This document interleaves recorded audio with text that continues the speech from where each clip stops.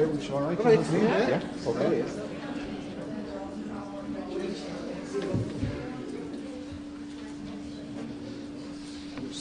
Díomh accorda agus tá fáilte roimh grí Craobh na hÉireann do Chomórtas an Phiarsaigh fithe dó an sá in Átha Luain. Is beag slú atá going forir a nacht ach is dó bhfuil annach go daine fechant oring YouTube Somála. So gur mágad a Paul agus an méid technolíocht atá ige an sin sa chóinge leis an scéal fad a heola a bhála go dtí sa tuismóirí agus tas na Gaelta agus na Carda agus na daine eile Scoil atá a fechant oring. Is mór an ihe tas na foirne atá bailthe an sath nacht tá ceithre ireann difriúla going agus tá siad ó ceithre chuaing na tíre. So just chuir mé na foirne in aithne díomh dúis. So ag tasnú amach le foireann atá howlann sin ó Clochar Loreto in Leitir Ceanainn agus an bhfoireann sin a nacht tá Katie, Emily agus Ellen an. So tá búla bos mór dóibh.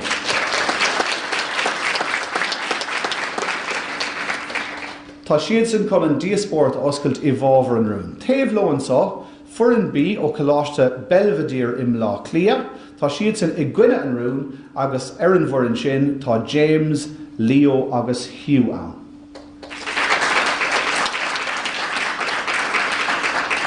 Díreach mothéamh cléan sá tá foireann sí ó Mainistir Loreto in Delganis agus tá siad sin I bhábhar an rún a ríist agus an bhfoireann sin tá Naomi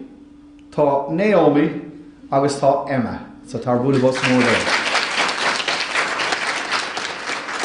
Agus an ceathrú ireann ó cúnta Hibredáin ó Scoil na Nársalach a dúir le éile, tá siad sin I gcuine an rún agus an bhfoireann sin tá Eva, Róisín agus Maréda.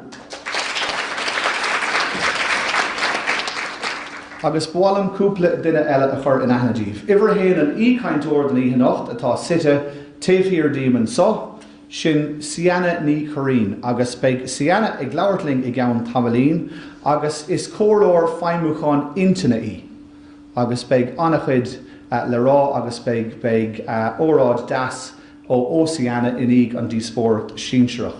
Dhéann si tá annachúlar cén spórt go háirithe líróid láimhe agus tá céim buinte amach in ticólaíoch spórt in Unscoil, Minnesota, America. So beidh Ceanainn ag leabhartling I gceann tamalín. Chomáile sin tá cúigear duine ag bord an sin bun an teamra sin iad na moltóirí atá going don ihe nacht. Áine hensaí, áine Glynn, féileach Donnacha, Fergus ó Chaníle agus Sinead ní Ghuir. So tá búla bos mór dóibh. Tá méid nach mór réig le tasnú inis, iver a héin caig mé an rúna hartíomh, so sé rúnatá ag na foirne sóisireacha seo nacht ná, tá teolachar má ag léachar spórt an éas óg. Just cúpla rial, sé an príomhrial ná go bhfuil 3 nómad cainte ag gach éon duine a hagan go dtí an pódium an sá. So beidh clog a gomsa an sin ag an mórd, so búlaigh me an clog, tuigh na foirne é seo, búlaigh me an clog in ag an dara nómad, agus an sin búlaigh me an clog a ríist inig an 3 nómad a bheith caite. So an cóir atágam ormh ná bhór chuid pointí fad a bheith déanta goibh nó formhórdíomh rih an 3 nómad sin. OK, tá méid réig le tasnú, tá mé chun sibh a ágan inis I láimhe an ícathaoirleach Ceanainn agus tá Ceanainn inis chun an céad captéin a gléach go dtí an pódium chun an díospóireachta oscailt. An chéad. One second out, just a minute, we should go over that. 1 second out.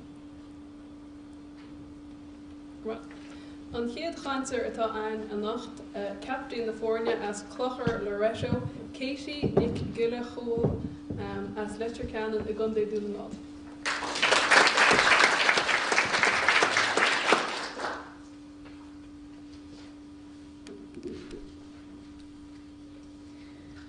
An níú le de luna sé dheabhíle sa dóag. Le na nnéanaí mé dearmad go deá. Ní romé a chuig bliana díis agus maias cebhílam na sketchimaní bhí arm nó brunú an bon áir sa Raghnallach Katie Taylors na cluichí Olympa a London. Gesa ág éirne na Champagne Donda. Bhí ahan mac máthir sa tíir seo cant faoi, agus spragan scéal seo ma holaíart ág go mór agus den cheadúir, wahí mé go bhé tú le gisa ág ó hirbhag ar imol na therape éon spirc a lig si rumpaí óint má. A chairlaí a bháltarí, a lotan rasra, a chós gallery agus charde gael. Is mis sé Katie na Gaile Hall, agus tí héanagus ma charde Emily agus Ellen ó Loreto Leitir Ceanainn go mór ar son an rúnse aniu. Go bhfuil chuncar mai ag léite sport ar ní seog. Dús, scrúdáid mu an rún idir leba againn tróna. Tá, is a cant faoin le taniu an na táimeid, ní an táimeta caite. Chuncar mai. An cumas ag rudagan, éfart a bhéag ar gnne, nó ní ganile mala jarafa. Léite sport. Daine tá mór le ré a melan fphobal mar jarlan na gascí tá janta acu ina sport hain. An tís ág. Cílíonn seo daine faoi cead blianas fithe dar leis an náisiúnaithe. A charde. Capax mégan sin daobh faoin chuncar bhí Katie Taylor arm gur gis a bhór dornálaíarta mé, ach foréir. Ní mór do bh adbhail ag an trás seo gur bagálas tuigim ar sportar bé, ach fás féin. Is mór an chuncar a tuig páirt sa sport arm. Aontaíonn sport le chéilemuid mar Scoil, mar Chondaid agus mar náisiún, agus tugtar ardú man main nar eicnmuid éan ag trid go féchhar an ard an dónda. Is dotha go gurn sé brád arin nar tuid an dul bon le tír a mór a mid sinna. An bhfuil éon rud níos fearr na cad dathí agus Goliath sa sport. Bei fur an bí agus dí a gur é rá go daoine santatha, éhar a haiad páirsaí sport, ach tá neart páirsa sport ó Ronaldo go Serena a ústan an tardan atá acu chun de huncar bheith acu an dóin mór hempláin. Tóg an Pelador, Marcus Rashford mar hampla, a ústan an tardan atá acu chun airde haint ar wachtanas a másc na haige. Gan doubt, is daoine isam lára ha iad realty sport ar neart cúisina agus déitú le daoine ága eile mad tríthe agus skillan a óla muthe. Geogras, más, obair orne, a léimnehas agus féin smacht in na másc. Bei ma hóleachí Emily agus Ellen leh go luach an tiilú féine se hort Steve. Bei Emily glóirt faoin chuncar teag mrés a sport ar gisaí ága sportual casa lí héin agus faoin na skillan a dólam si wathe. An sin, bei Ellen leh chun lóirt faoin sa rubber tausúil ag léite sport area agus faoin cuairta tá acu ar canse táhachta a chur méil an ise ág. Bei lochtan rasra gur chur na líorh gur mú dráhancar na dehancar teag léite sport ar an iseág ach impíam arbh gan le an dáibh an dalahla go churh gur míle maigah.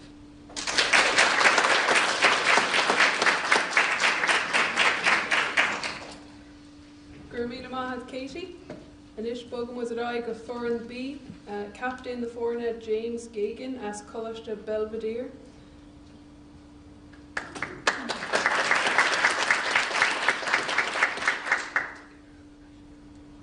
A hiirlig a bhúntarí a cóscoláirí a luachtar sarag sa bhótarí.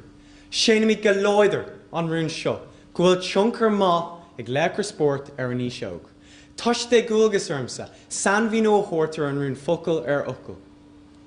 Bíonn tionchar a gut ar gcuoine nuair a haon tú ag gionn orthú, nuair a bhúnlíonn tú a luacha, a nearcha agus a slíomhharachtála. Cílíonn tionchar má gur eisimleir iad a chur an daoine óga ar bhóthar a lasa. Cílíonn tionchar má go léiríonn siad súbháilcí in bholta ina sé léithúil, agus is fiú, agus is tarbhach an rud é, ahris a dhéanamh orthú. Cílíonn léachar sport, I mórí sport cáúla a bhíonn a méil an phobal go léithúil, iad siúd a imríonn ar an stáitse damhanda agus sa luaítear go minic inis na leathanach sport. Cílíonn daoine óga, daoine ó séimhlín na díos go daoine lu trícadí. An ísgrúpa is fusa dul I bhaim air. Táimid ag díorú ar imórí sport is mó tionchar ar dain. Le roi mis faoin icon fashion Serena Williams agus an faláirmh macainte a thug Charles Barkley dún faoi tionchar na léachar sport. Plaigh Leo na faiban na smachta sa sport, iompar mí sportúil agus icon fashion eile Ronaldo. Le roi ciú faoi Novak Djokovic agus arcara os crumlan an Susan McGregor. A gcuinúisle, an tuiscint tá gcuine is ar léachar sport ná, an timúir leis an méid is mó a landtóiríir ar Instagram, a dhílann an líon is mó ganzathe, a hilann an méid is mó agad, agus an timúir is rockmasí. Ina cléad déirnach a ladóga I craobh oscailta mheiriceáil, bhí an léach is mó I sport na man chun deireadh. Bhí Serena Williams ar tí an cluiche a Gael Linn. Bhí deise cí an stáitse damda a ágála dínit. Ach, mar dhéanaan ar Leitir Sport a gcónaí, cach sí ar na hifige. Rinne sí ionsaí fic for moslach ar an multúir. Déan gnó cúisigh sí conspóid chuna céile córacha chur dá trúr. Lit sí an ócáid don imró go saca. Fága go saca, a gulga fuiach, a ceanna ina láva. Bucha garmalita ag Serena. Bun fron sa ball an sport. Ná bua le dínit, agus cail le húlaíocht. Is é Charles Barkley cean na sá réalta, cis fel is cáúla ar dain. Cur ceist ar in agla, faoi ró agus tionchar i mórí sport. Níor cur sé fiacalain, agus níor cur sé rabínia. Dar leis, bhí sí thar bar i cáth bhlíróda i gCéadaoin, bhí lúsaige, bhí neartaige, agus i mórí ar leath bhíon. Ach, dar leis, ní raibh dúgus ar béir a bheith marálta eticúla na helpársanta. Cuireadh sé nach raibh sé na eisiúnar do gcuoine óga. Ach tá breis is 500 milliún lantóíige. Bhí statisticí ar martha thar bar. Ach ní raibh a iompar thar mulla berta. Gur mágad.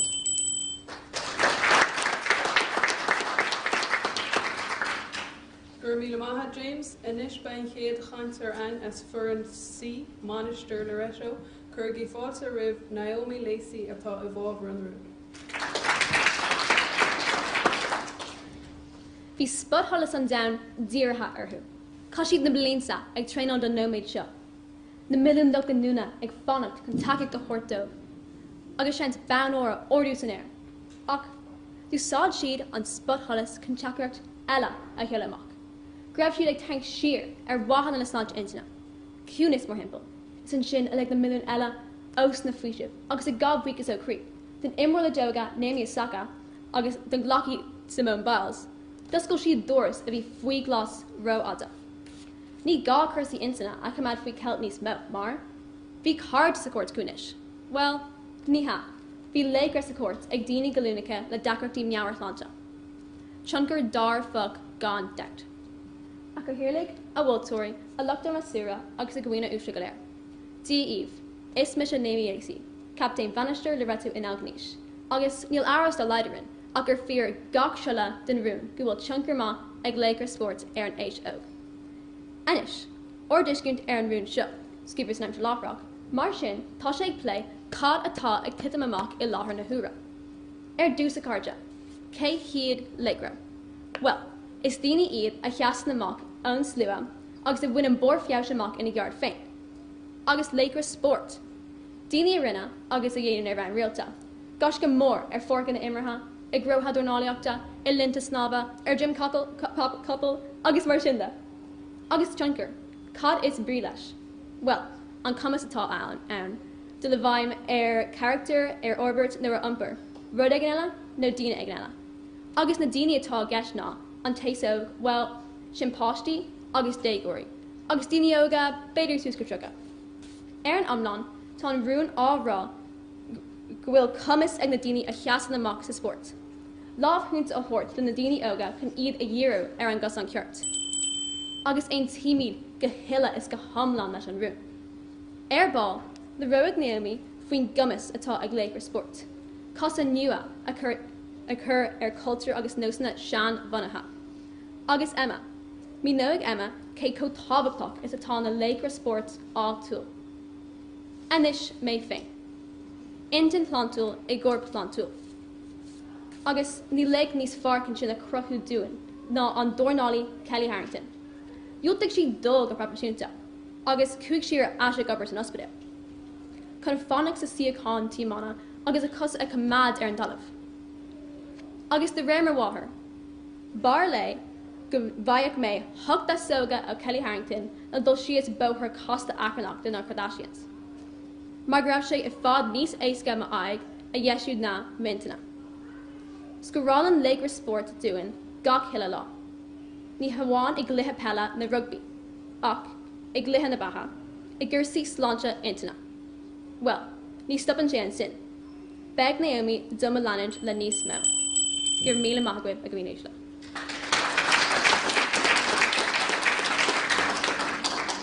Gur míle maithe Naomi, inis bein chéad chaintear an as foirne meán scoil na Nuirslach, chuirigí fáiltear of captain na foirne éhan í cholam atá a gcuine an rún.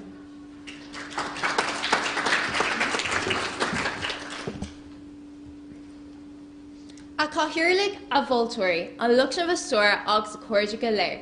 Is mise Ava, captain Manscoil Nuirslach agus tá mé féinings ba bhrein roiseant mé glán I gcuine an rún seo, to Chomórtas má ag Leitir Spóireachta ní seoig. Beg mission mún an rúndaí agus chain fi airgid I fásta tá le buin sa spóirseanis. Beg roisin chain fi Chomórtas Drochioncar tá ag Leitir Spóireachta ní seoig agus beg mréide chain fi ní níhí dúrfuile a spargaí na ní seoig. Ach, dús, cad a spríad leis rún seo, to Chomórtas má ag Leitir Spóireachta ní seoig. Cílíonn an focail Chomórtas an éfacht I bína rud aigean. Agus an focail spórt. Is achtar le sciil fisiúla a dhéantar idiaonar nó le fearn. Is féidir duine éanamh in imimeach nó reáchtáil nó mar cámh aimsre. Anis, an focail lécra. Dúir an Folklór Oxford, cína an focail seo, duine bh cúil agus choir mar an gascí funtas a meartha. Anis, an íseoig, sé sinna daoine fi 8 bíle 10 díos. Dús, fégur an méid airgid a fáin na lán den na Leitir Spóirs. Is sasanis, fáin na peildóir chalúla, níos mó ná 3 milliún gach bliain. Tá an spórt seo mílte le hargid, agus I núsar sin, to atálaí astrú do chreide I gceist don humóranis. Sa bhliain, 2009, dúirt Manchester Ainte gur ag siad 8 milliún punt do Ronaldo ó Real Madrid. Ní spórt é seo a cuairde, is gná soundtacha Tá na clubanna ag déanamh an tú fás airgid as na dicéid agus na cluichí. Ní Chomórtas má é seo an íseoig. Leaníonn an scéal mar seo ina lán spórt eile. Tóg mar sampla an ladóg. Arúna, bhí níos mó ná $150 milliún ag Djokovic. Tugad míid gur é an imar is fearr sa dan. Ach, tá na himóirí eile ag fáil níos mó ná $52 milliún. Tá an scéal céine sa gá freisin, tí Tiger Woods ag bor le níos mó ná 60 milliún. Ach, tá na gáfar eile séir go léir, so sníad siad ag luach de $10 milliún. Well, pus má é sin a cuairde. Ach, cén teachtracht a bhfuil sé sin ag cuairt den dí seoig. Nach bhfuil sé grá brud luach muir an spórt profisiúnta ó thaobh airgid. Tá an spórt imthe as an spórt I nóiríre. Bheaníonn sé leis na milliún agus an saint ar saoil. Mar sin a cuairde, tá Gael Linn an nucht nuair dearm nach bhfuil an rún seo fíor ar Craobh go raibh míle maith a gcuibh.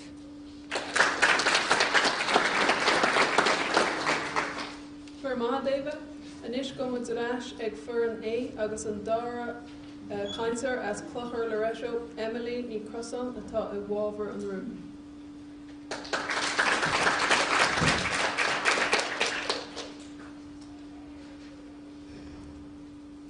A Harja, is mise Emily ní Crosan agus mar luí mo haptan Katie tá at lárnach ag sport I má héal ó bhí mé anna óg.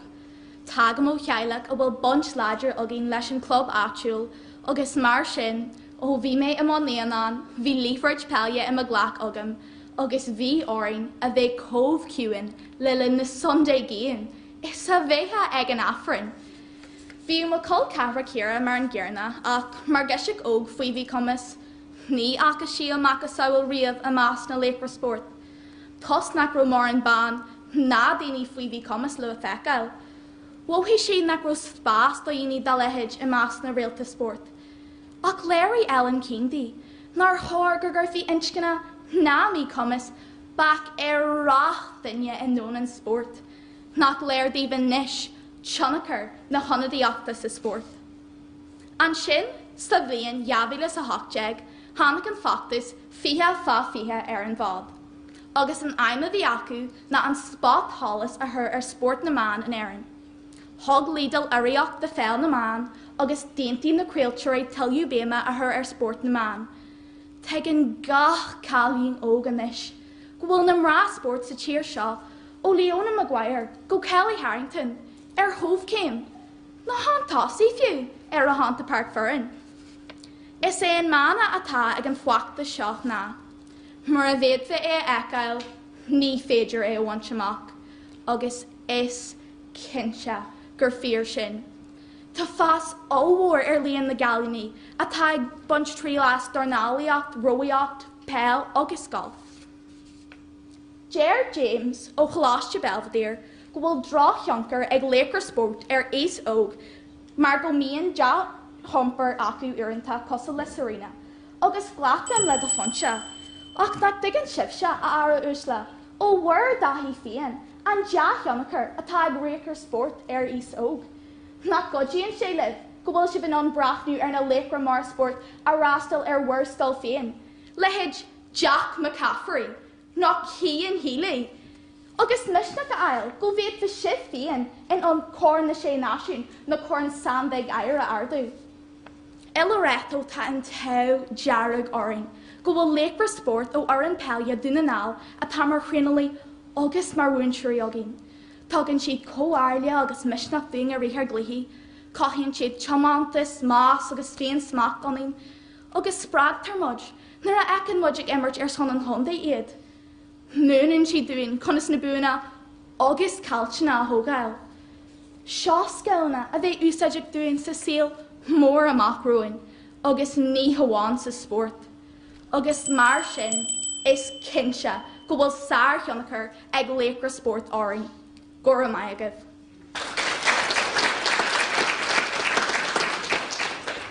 Gur míle maithad Emily, inis cuireadh fáilte ribbon dára cancer as Coláiste Belvedere, Leo Scanlon atá ag gunne an rún.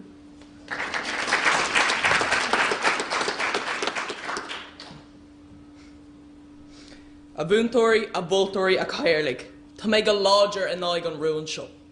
A chuoine úsile ní héin úna gur chur a clí soccer ar ceall fud na téire ceall moltóirí. Curan na cluichí ar ceall de bhór an méid drochíide a tuga do bhultóirí soccer ach Codas a dasgur an drochíide seo, dasgur sé os daoine óga ag déanamh afraise ar a Leitir Sport léithre a bhaslíon moltóirí ag Baile Átha. Chuile seachtain ag gluichí soccer gradamúil ar fud an domhan, Mas Leitir ún Theatar tugtar músad Raghnallach de bhultóirí is umper dí basúil é seo. I dúirsc a desig ainta soccer na hÉireann, chur an million omláin ar imóí cáiliúla, gradamúla agus an umper. A Naomi, leabhar tú faoi Kelly Harrington. Muna mín tú ar an man hóisialt ar Snapchat ar Instagram ar Twitter, ní bheith leantarí agat. Nach digan sibh go gcónaíonn muid a réin na man hóisialta. Se is ban Yassi Kelly, is eisiom lór mai, ach níl mór an tioncareaí, níl daoine óga ag éisteacht lei. A Katie, leabhar tú faoi Marcus Rashford. Ag gcuireann na champíní na ra an clé an cáilte agus súla an domhan ar Marcus Rashford, réal sé don cathú, agus thug sé an bhéir lór do lucht takeíochta óga, a bhí ag feitheamh lena híanamh. Ní túisce iad curtha ar seachtán a gcuin go gachann siad ar éimeacha lena meon tedlaíochta. Tríochta ó hin, bhí Man City bucha choréamach in ag mancan aontaithe. Ní raibh Ronaldo don clé a derby seo, no. Fágach os an bhuiir na bhí ag tosnú dúiltigh sé dul ar an ménse, agus níos massa fós níor fiú rastal sé ar an glutha. Ach hastal sé a bháile chuig an fortingale ina scaird etalán príomhdhuaiseanna.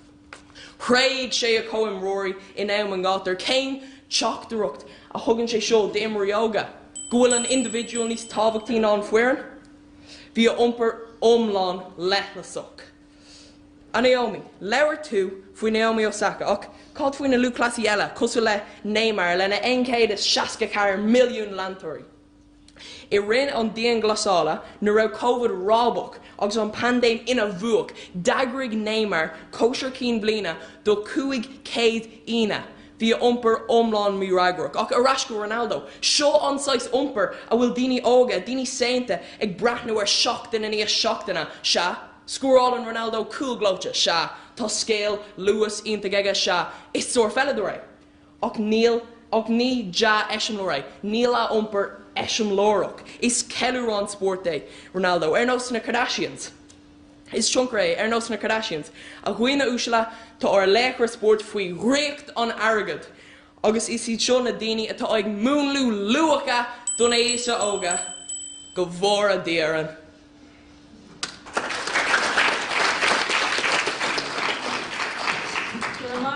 Leo, inis ba an dar cancer an as Mainistir Loreto, could give fault to rib Naomi McLaughlin atá I bhábhar an rún.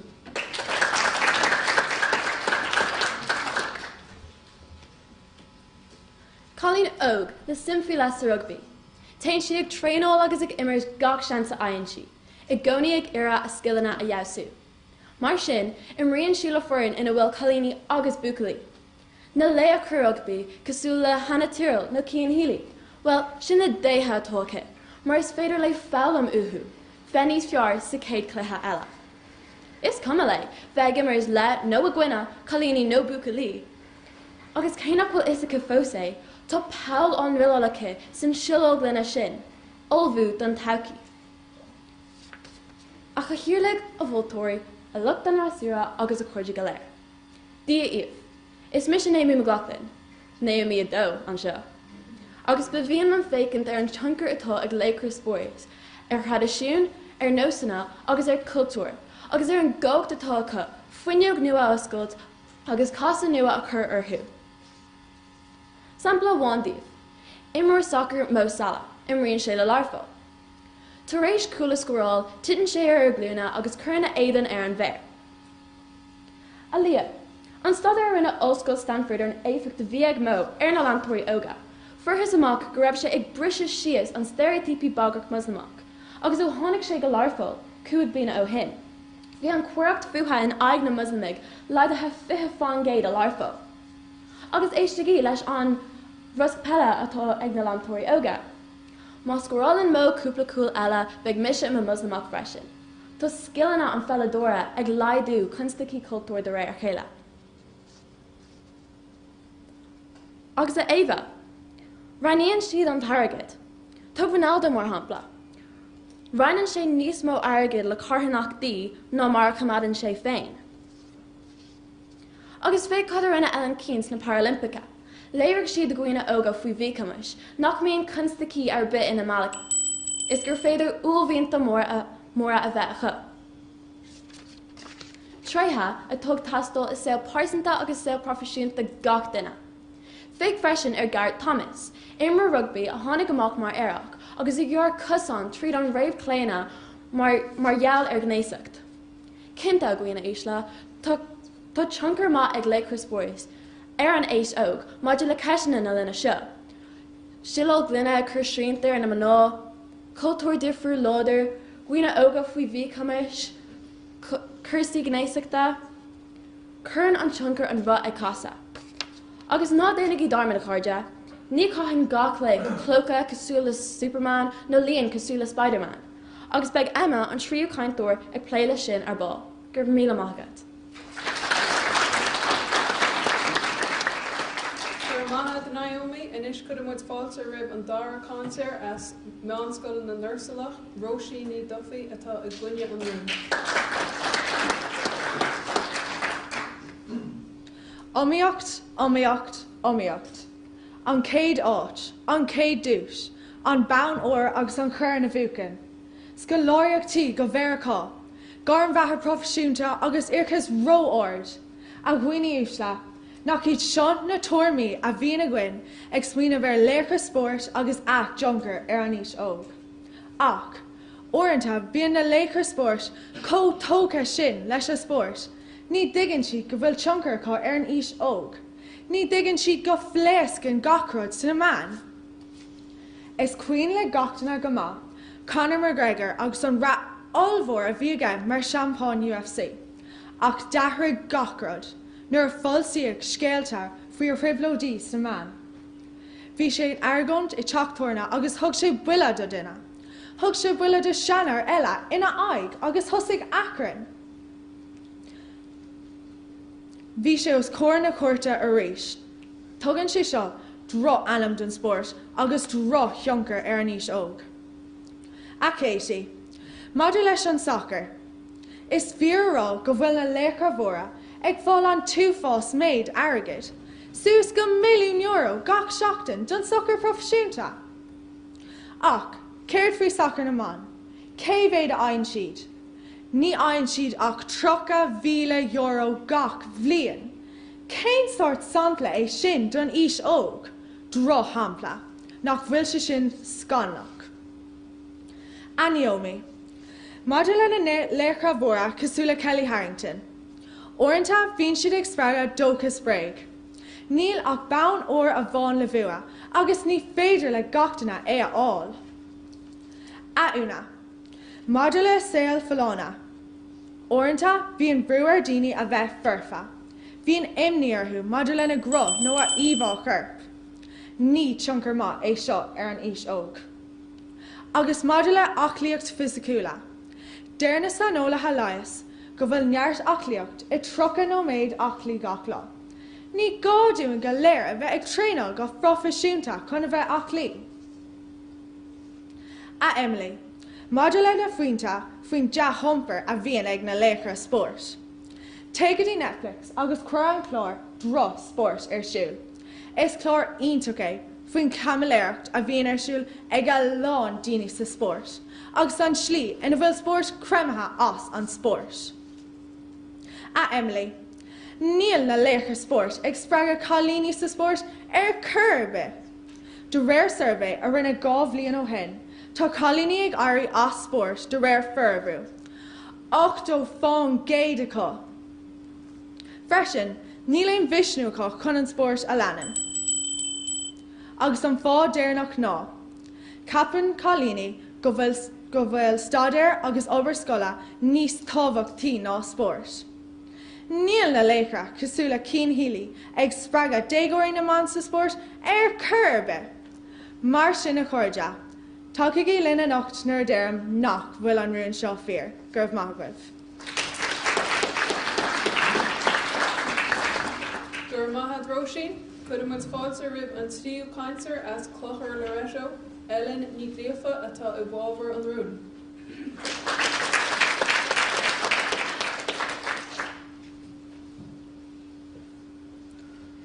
Harja. Louis Roisin ó R&D, Conor McGregor, being Ciara dú an tréid is scidja, agus caifi mod díru an tromlach an seo, agus ní an miomlach. Is cinse go bhéad hú díru cod den na himnerlí a strach na champagne a bhín green graf dóvig pitchim amachtas clubanítha. A céird faoi léhead Ronaldo, agus Katie Taylor, nach all an rave. Fosta spragan Leitir sport dina óga le lanúid leis an sport, agus éad sa jéga, agus is minic nach dosaí in na jégarí seo ag all faoi is, tos go diggin séad go méú dro implucht agus sin ar an imirt. Nach léir gur ja hunker amach is amach atá acu seo ar riní óga. Louis Emily and ja hunker a bhín ag Leitir sport ar riní óga sportúla, ach tá tionchar níos cuachtaí agus níos fór leathnach na sin acu. Dúirt tosa Roisin nach diggin na Leitir sport go bhfuil chlús éisteachta an ise ógachu, ach tá sé seo mí cart mar Funnin séad úsáid as chun na ceachtainna atá fólam acu féin ó ront leis an céad glún eile. Tóg ó sin má chunbhil mar hampla, ír imar pella le hard vaca. Dullan sé féin andúil charvachas ach an níis tain sé hart fa scolanna agus clubanna ag chur idicus ar réine óga ina le. Déad amud brethú ar an féaldúir bhlach léach Philly McMahon freisin. Bhí oige Philly cratcha de bhar andúil drogi. Ach dúsid Philly an seasa bhataige chun an catharnacht halftime talk a bhunú. Catharnacht a úsáidin an sport chun daoine óga lo cholica a chonneil ar bóthar lása. Louis Ava ó R&D go bhfuil níos mó béim ar airgid nó ar chlutha pella féin.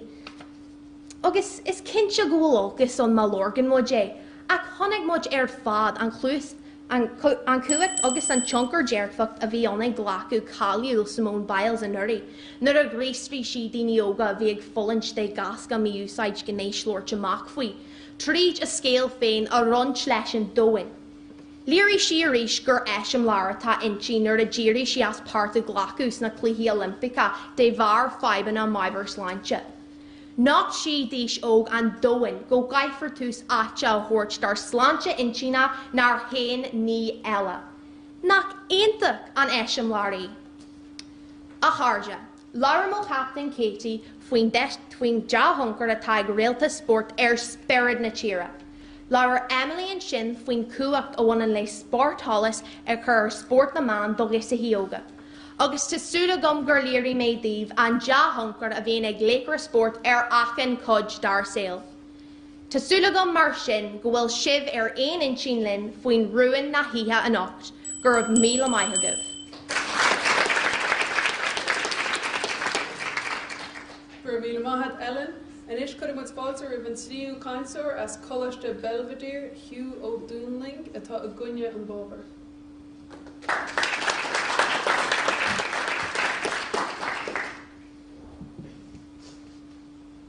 Díomh a bhultóirí a bhúntóirí lucht an rastóir agus lucht éisteachta. Hugh O'Doonling is anam dom, agus ní tú féinas mar irid go láidir in áid anrún se fáideach seo. Agus mé géanamh taidir an Díospóireachta seo, an tíomh a chuig a dionam. No leik na halína choic masca. Nocht ina laba chuig misca. Ag ihe ucht a rocha, agus queer fin nuna, os impra locha, I'm sure narova. Connor, proper 12, Ishka Vaha, McGregor. Phiarsaigh Linne den Ishka Vaha, do chusmer in a shock chamber. Jultig, she and Juk. Agus horror le Connor doin Mado. Rina sé unsi brudu baibaha, Aaron Varbot. Knock dash on Eshmore A. In a yon a Ross Kanika. A umper narc, agus an cunspoid fád a chuisín sé, hila át a tain sé, tá dahad a chahar milliún lantóirí a Conor McGregor. River Creed in a Gael Cork, Floyd Mayweather, Fargurm, Dear Conor Dousa Do, Drusorchain Fuckle, Boy, Anam Divasúil a Gleic ar na Scoilpháirc a Bhearcha, umper a bhí umlán, Chníoch. Tá Chunker Olvor ag McGregor ag Gwine Oga, go choirathe ar Buckley Oga, I dhéantar faoi bhíh an táistethe. Mar Dorch, Charles Barkley agus a Gaptain, tá scileige, ach níl an character nó na móráil nó lucha involta aige. Naomi an dar chaintúir leir tú faoi Mainistir Sport. Dorch tú muna bhecin muid Mainistir Sport, ní félinn a bheith chasúla. Ach tá siad fecha hagman, agus táchail ní fós ag airí Rossin Sport. Ag ís níos óga. Tá an level ran portic ag airí níos ísile. Rinne méid taida agus chunig méid go bhfuil Seasca char fungaids de chalíní ag airí Sport rih an ís séideag. Leiríonn sé seo nach bhfuil mór an Chunker ag Mainistir Sport. Is é Novak Djokovic an téimar le dóga is cáú le ar dem. Agus is mó Chunachar ar dem. Ní a bháin gúiltigh sé an vaccín in áid COVID a thugáil. Ach scop sé bulsceart agus bob nuachta faoin dochar a dhéanaan an vaccín. Umper a bhí omlan mí bhráta agus méata hiú. Tá immorí óga le dóga ar fud an dahan an tauta leis mar immer, ach ní féidir an téimar a scar an a charachtar, agus a droch umper mí ragrach. Aris, feic muid gwine óga go mór faoin Chunachar. Fáir méata hiú, fáir mí bhráta agus fáir mí bhchanta ar pandéma sáinte damda. Emily, bhí tú a chuint faoi an CLG, ach an bhactí an clé a pelghailach idir Tíreann agus Baile Átha Luain. Caiicí seo hin, 3 chuirta darach I chlé a bhain. Tror imar Tíreann chur don porc, is bás seachtar nóid. Spragan siad 4-1 I bháisí óga. Ní ja eismór an CLG do imar óga. Níl umper imar CLG harmola birte. Leir ar gaptain nach féidir a bheith idir Chunachar muna bhíonn tú ar na manthó síalta. Freisin leir sé gur icon fashion Serena Williams, ní icon sporty. Leir leo faoin na fibna smachta a chuisín imar gar múla do bhultóirí, agus umper nach Ronaldo. Has spáin mééis sé gur fiordroch Chunachar é McGregor ar a gá scóir milliún lantóir, agus ri pandéma sáin damda féich mar rinne Novaks I dheon ar lantóir. Chachan ar lecha sport na hebicha a ríis is a ríis eile. Cheanam is go láidir an rún seo gur míle mágah.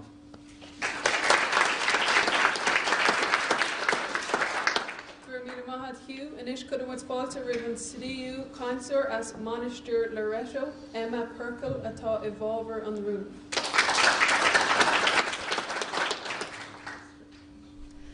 Sally Corda, may féin ag far arthú an I'm sure 4 agus floch. Bhí mé go hána sé díos ach riúgach sin ag braithne ar chodahíar siúil ar an bhór cacha. An dígris agus an dúrthach sin a bhí grantair á gach imór. Or bhuireann féin agus fuireann lochtain ar zúir cumá. Craobh Leinn na scoile bhí an ar siúil caiicí sin. A chahirirlaigh a bhultóirí a lochtain ar zúir agus a chuirde léir. Is mis Emma agus ag braithne ar an gléithe sin, rir sé lom bhfuil lechar sport ar lech an dúirscuin, sa scoil agus sa clubáitiúil. Ní gá dul go Sky Sports níon státe idirnáisiúnta chun iad eáil. Dag na himmoir sin lurgam a bhaid granta magana le fada an lá. Bhí gach duine chu lán sásta seach ní halianamh, ar son na foirne, ar son na scola agus ní sabatí fós ar son féin. Bhí an lághain agus iad na dáthaithe pásanta acu go gcionnéire. An air na cáil, nach iad has bán ceic ó húslas atá siad, agus an spirit dochrata sin a ascraíonn ó orintanta fada tréála, féin smacht agus obaríon. Thuma is seach an spirit sin agus cínte, fáinní sélam. Agus a gúní éisle, nuair chunig méid gur aghaidh gach imór clúdathe le hala, seach is smidú nó donú bréige, a gur catas na cearthórda ó nglaí agus báisteach. Nach iad a hamán elephant sin amach gas an teamra. Elephant an íbhás na man so síalta, íb an mí réileach, a dearan le nachil man taní glóir ní dáthúil glóir. Lig marrála bhanis, níl áteach elephant arbe is teamra, agus ástrámach fág híime elephant sin ina gnáthach féin mar is cóir. Agus a James Hugh ag chaint faoi Conor McGregor. Go measca. Níl mod ag rá ghfuil gach le sport fuirfa. Níl duine ar bith fuirfa. Ach nach raníonn tú na cuardas fargait, nach féidir leat an rud chéine dhéanamh le sport. Agus feicir orglabáitiúil, clubcúla, atá ag bra ar ibartha deannacha, trí chéad acu, a thugann sús agad am séir, seachtain in níos seachtainna, chun an seo seo cumad ar nachir. Lecur gan doubt atá ag fágáil lyric bún dearfach i gcríthe na méalta daoine agus i cantar. Tuirlíonn sé seo ar fud na tíre sna 2000 clubna atá in, agus nach ar Scoil chéile bharmid. Sin an fá a chuirde a crud muid go Leitir go bhfuil tionchar má ag Leitir sport ar néos eag. Gur mágah.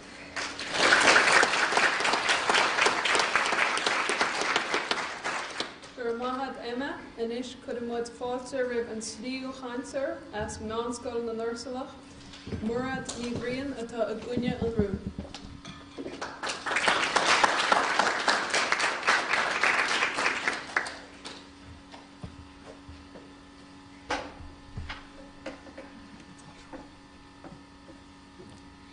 Chuirde. An rúna tá féin inis ná tá tionchar maith ar Leitir sport ina daoine óga, agus tá mé féin agus mé éireann glán i gcuine an rún seo. Tá lán rudaí eile ag spreag daoine óga chun sport a imirt. Orintanta leis na man na hÉireann seanachtaach agus na síomhanna sosialta atá a gcuine inis, tá gach drogrod is gach saoil Leitir sport leagatha amach os orgóir go poblí buchas le technolíoch. Cuireann sé sin as go mór ar gach duine, an tíos óg as go thormh. Ach, i rion daoine óga sport de bhar lán fána eile. Ar dús, tá sport éigeantach ar scoil ó céir bliana díos go dtí lucht an áirteiste. Bíonn rán carpúteachas ag gach éile bliain suasúnaí an 6 bliain. Ina heatna sin tá frion sport le fáil ag gach duine. Ima scoil féin tá gach sport le fáil, idir ladóg, imóníocht, cisfeil, ladó ar imóníocht agus snámh. Freisin na Ellen, tá sláinte ar scoil anis is strás sóstreacht nua. Tá céir céad ó clig tógad do sláinte anis in éireann. Ní bhaineann sé seo le Leitir sport in éonchar. A chuirde, mada le Rachel Blackmore. Nach bhfuil ceangal láidir idir an carachas agus na Rásí Capel, ní tionchar maith is seo in éonchar don ís óg. A Ellen, lú tú an puinte go raibh tionchar maith ag an ís óg mada le saoil sláinte. Ach, ina rira bíonn an omarcha chéanál le siúil ag na Leitir sport. Orintanta cuireann seo isteach ar le saonchlana mar bhíonn siad ag tréanál an tam ar bhd é bhd ó bhaile. Cuireann seo isteach idir sé pásanta comá. A Emily, lú tú le cumann clúcha scoil. Ach, tugann a lána chud droch rampla freisin. Féicear Katrina Carey agus an méid airgid a gcuidtí ó gcuine. Agus níl ní Finnegan a dimmer le club cumann lúcha scoil. Gcuid sé €100 ó machine ATM agus tá sé a brisún inis. Ní tionchar maith is seo don ís óg. A Naomi, model na cluichí Olympica. Feicim iad camaléirt i gcónaí ar na scála model le drogaí. Féicear an rúis agus an Sin, tá tradiisiún na drogaí acu le fada an lá, cumá le gach tír eile, éireann san áireamh. Concrete nu, smuoinigí siar ina pointí a bhíg éva faoi man agus an túfás airgid atá i buinte sport. Agus na pointe a bhí grosin fi droch Jonker a bhínig an Leitir Sport ar an is óg. Agus mo pointe féin fi na níha agsúla eile as bagandini sporta immers. Teachtaí Gael Linn a nocht mar sin nóir derm nachfuil an rún seo fear ar Craobh gurb magat.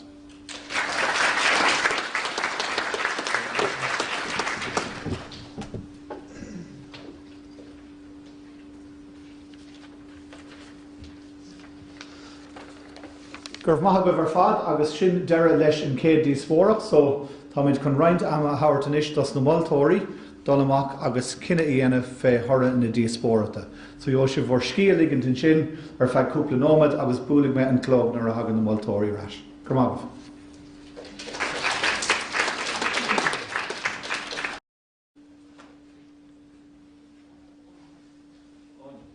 Gnútach, ócé chuirde, tá muid réig anois chun gléachachar ar an moltóir áine ní glynn teach suas an sa bhí an pódium cúin agus beag torad na díospóireachta icé. So bualadh mór dá áine ní glynn.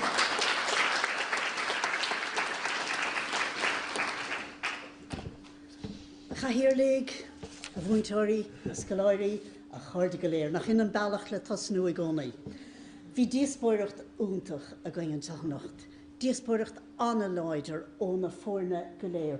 Rinne si van iritin taide an iritin machnamh agus chuit le bhaim or in go léir camerará agus a musa seomra eile ar an ábhar sin bhí díospóireacht anna Leidir a gcuine agus muid a musa seomra eile, mar bhí sé thar a bheith dachar fuireann a bháin a fiocamach.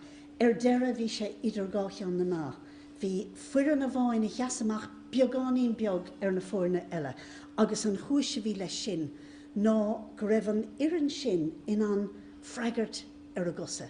Bhí siad ag éisteach, bhí siad a peachas suas ar na pointí a bhí áneanamh ag na foirne eile, agus bhí siad in an ar a gcóintí a chur le chéile, agus iad ag éisteacht, agus dá bhar sin raníamar fuireann a bháin don Craobh, agus an ireann a bhuaig an díospóireacht seo ar deire ná Clochar Loreto Leitir Ceanainn.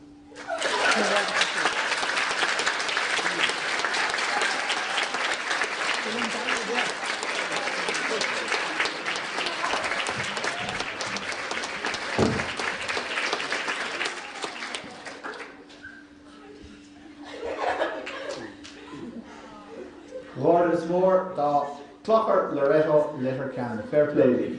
Now order cabid brunnen na dúisne i gheanamh don céad díospóireacht agus tasnóme le foirne bí ó Coláiste Belvedere sráid Danmhairge Mór chun de Baile Cliath má héann sibh howlann sa go dtí an taobh eile den seamra táid chun an brunnig gheanamh agus iarme ar Anthony ó Gael Linn Gael Linn an brunnig gheanamh taobh le Ceanainn ní choín or í caiintóir. So Coláiste Belvedere sráid an Danmhairge Mór chun de Baile Cliath, James, Leo agus Hugh agus an bhirtmúntóir Seán ó Brúdar agus céile bhíanna Seán. Naomh Leoin. Má héann sibh trasna an sa agus glacamí Green Graftíh an sin. So fair play díobh bualadh mór do Coláiste Belvedere chun de Baile Cliath.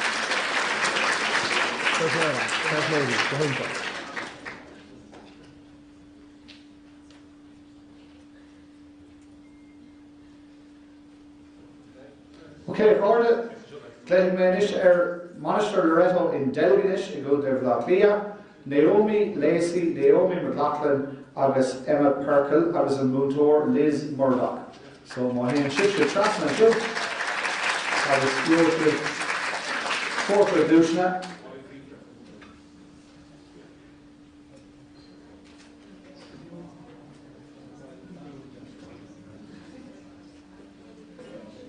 Sin gohúntaach agus inis an tríú ar a chríochnaigh sa dara áit, Scoil Pháirc Dúrlas éile chun de Belvedere, Éireann ní Chlochar, Róisín ní Gofig agus Mairead ní Bhreandáin agus an múntóir atá áine de bara. So bualadh mór dúirt.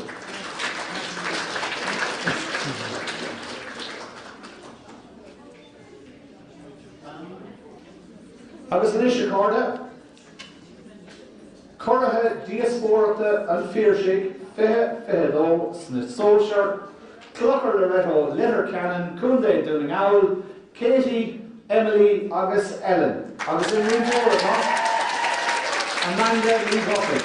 So Martin Shasta and Jude. Colin Le Value, permission contract to go down second. Garabon one for all, Glocade, Craobh Euro and Baile Átha, Tastas agus Bam.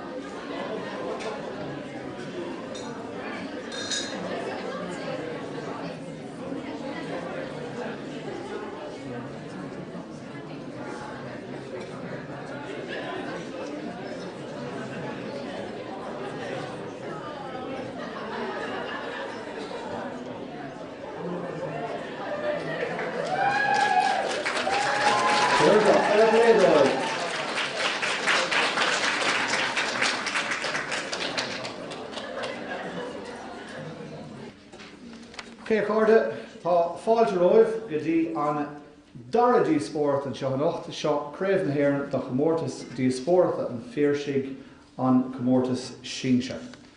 Aine nach raibh an sá rive tá fáilte roimh is teach. Díreach taobh hirdíim an sá tá ar íchaintóir sin Ceanainn ní choirín a bheith ag caint libh i gceann cúpla nómad agus ar mo thaobh eile an sá tá príomhdhuaiseanna Gael Linn Anthony ó Choláin a bheith atá cúpla focail uig comá ag deireadh na díospóireachta seo. Now, sé an rúna tá áflé ag na foirne seo ag Craobh na hÉireann ná tá cór na gcóir san fós lárnach inar socaí. Tá ceithre ar an ann, dá iarn atá i bhábhar agus gá iarn atá i gcuine an rún. Ar bon an teamran sin, tá 5 moltóir agus siad de moltóirí tá bhain an díospóireachta ná Áine Hensi, Áine ní Glynn, Féile Machdonnacha, Fergus Ó Conghaile agus Sinead ní Ghuir. Now, na foirne atá thuasail seo ag a bhar an seomra, agus seo hí na daine is táchtaí don ihe a nacht. Tás nóméid le foirne atá díreach an taobh gheis an sá, seo Coláiste Naomh Leoin I Gceadaoin, agus an bhór an sin tá Ciara, Naomh agus Rachel. So búdamás mór dó.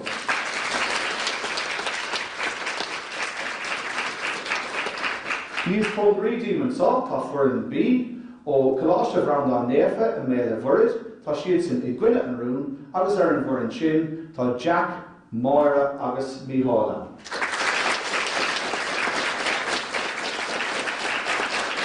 Ag bogar aigidí an taobh eile den teamar an seo, foirne C tá díreach ar maithéamh clé an seo Coláiste Naomh Raifil ó Baile Locha Riach chun na Gaillimhe, an bhór an sin tá siad sin I bhábhar agus an bhór tá Bhráinne, Márta agus Rachel.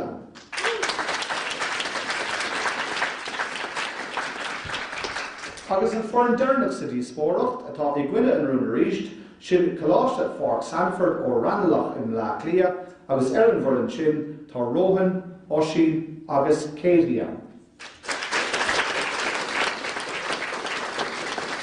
Just iarmhe ar aine tá sa seomra le go háin ina fóca acu, go múchadíiste nó go gcuir siad silent é.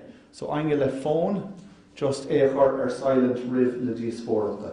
Tá ahrú amháin idir an Díospóireachta seo agus an Díospóireachta bí rive, and sin príomh ahrú tá anna bhfuil ceann ómad cainte ag na foirne ar fad atá an seo os ardóir. Búlaigh mise an clog inig 3 nómad, agus an sin búlaigh me aríiste tar éis an 4 nómad a bheith thart. So tá an córa céanna go ormh is go raibh gom don cé Díospóireacht, bí críochna nó just den iireacht a bheith críochna fé an go búlaigh an clog don 4 nómad. Ok, táid réig le tasnú aríist, táid an sibh ágad aríist in lábha ar ireachta atá taobhfhiardí an sin Ceanainn choirín agus chuir na foirne agus na caintóirí in aithnatí. So ámór de gachhaine tá súlainn go bheith ard Díospóireachta agus Ceanainn iad an cé duine a gléach leis.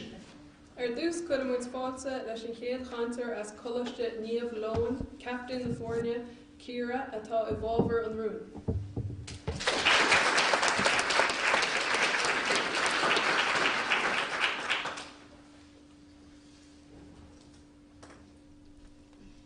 Sca a chéile a bhar na daoine deirtear, agus ní léon doubt ghfuil an smaointe sin fós lárnach sa látáiniu ann. Ach a hirirligh a bhultóirí, a lucht an razúra agus a lucht éisteachta. Is mis a Ciarní Rathlaí agus tá mé féin agus miran ó Coláiste Naomh Leoin, go hiile is go thomláin I bhábhar an rún seo. Tá cór na gcomharsan fós lárnach in ar sochaí. Ar dús dunig mé sanmhíú ar an rún. Cílíonn cóirsan duine nó tír ar be, a bhfuil cabhar nó cináltas uthú. Séir de tá gceist le cóir ná cóáid brú lena chéile, chun spruch nó tarbha commónta a bhaint amach. An brí atá thucaí ná pobal, náisiún nó grúpa duine a bhfuil tradiisiún, foris, simena agus creidimh cuitínta acu, agus ar deire cílíonn fós saoil an lé inniu. Anocht déanaimiid an nucha ar phríomh gné de chóir na gcomharsan, chun áir seasamh láidir I bhábhar an rún do héanta seo a léirúdaíomh. Ar an géaddul sios le roiig méid faoi chomórtas na béaldaris. An sin chuir gníomhann úldaíomh an tábhacht do bhaineann le chomórtasnacht sa phobal áitiúil. Agus an sin déanaigh Rachel play ar thiortha in aice láimhe, agus cadrih idirnáisiúnta. Tá cáil idirnáisiúnta ar éireann mar dheannar winters na níní, tuiscúil aithne ar chuile gcuine ar a chéile. Fiú ag brathnú ar an slua áling atá balla an seo anocht. Is féidir cúpla daoine eáil a bhfuil sim aithne go arthu. Agus gan áras tá daoine an seo a bhfuil aithne có ar mu chean máthair máire, nó mantín Deirdre Béidir. Nach bhfuil an táing a chuirde go mí mid tiltanach lámh cúnta a thuirt dá chéile in am an gátar. Gacham is sucrid mar hampla. Tá clúna ceire hiirde ar thucrdaí éireannacha. Mar tagan an pobal ile amach chun cóbrón na léin a dhéanamh lóisiúd a bhfuil duine muintre lócailte. Ní hamháin sin ach is minic a bhearann siad bia nó cárta affran lo. Fiú le linn na pandéma COVID-19 nóair ceadaíoch go ná thucrdaí, Connig is drama na mór de chórsna gá héamh na sráide, chun ómós a thuirt an duine agus é ag dul chlí na fíorna. Chomáile sin, tuair scíoch an San Irish Independent gur éag níos mó ná 150,000 teilech thucraid le linn na pandéma. Tá nóin nach chuir daoine nám a bheith I láthair ag sucrdaí, hasasta gothú a nómós a thuirt. Mar in lei sin, cheas muintir na hÉireann an fód chun cuidiú le daoine sagunta le linn na pandéma. Dála rialtas na hÉireann, dragar timpeall 70,000 daoine an orm de dionnacha pobl le linn na pandéma. Rinne na daoine siúd réimse lechan dobre tábhachtacha, san ormh siúpadóireachta dhéanamh donna ghuarsna, a néidir sa bhailiú dóibh, agus béilte te a chur fáil dóibh. Cuir na cúnamh seo na daoine a suamhnas, agus níor bhuaigh siad imimethe dá bhór. Níl aon doubt gur aithnítar cara I grútan. A gcuoine úsla aithnítar córsan I grútan. I 2019 tháinig DOI SOS go hÉireann, chun athfasú a dhéanamh tuthe cheoilligh dúntacha, rud a deasaigh a saoil. I gás láir Sheridan mar hampla, altra as Conte Port Larga, cé raibh díagnáisiúla hailte I 2021. Thóg níos mó ná 100 daoine dioncha ón phobal áitiúil, agus 100 comhachtaí, a nám agus a nach fanní chun a teach a dheasú. Feictar an takeíocht teo freisin don na rudaí beaga sa saoil. Bhein caiil se gan mo chóirsna a bheith ann chun mo feicáis de búthú a bhailiú nó nach bhfuilm sa bhaile. Nó iad a bheith ann chun ara a thuirt am wadrií agus mé ar léitheanta sira. Is cuiinlam le linn stirmophilia nóair dimig an lectricus. Thógáir go bhharsna ceadaoin a ngéanadóra úsáid chun bí a chócaráil. Tuigim gur néthe beaga iad na rudaí seo ach is mór an faoi sa bhéadom ghfuil chomhharsna an taobh agam. Foréir tá an tamig bre orm agus caiig mé críocha chuirlam a chuig cainte. Cibé lá sucr de é nó má tá brin banne ag tasáil uait, tá cór na górsan, lárnach inar suchaí, gurb míle mágóibh go léir.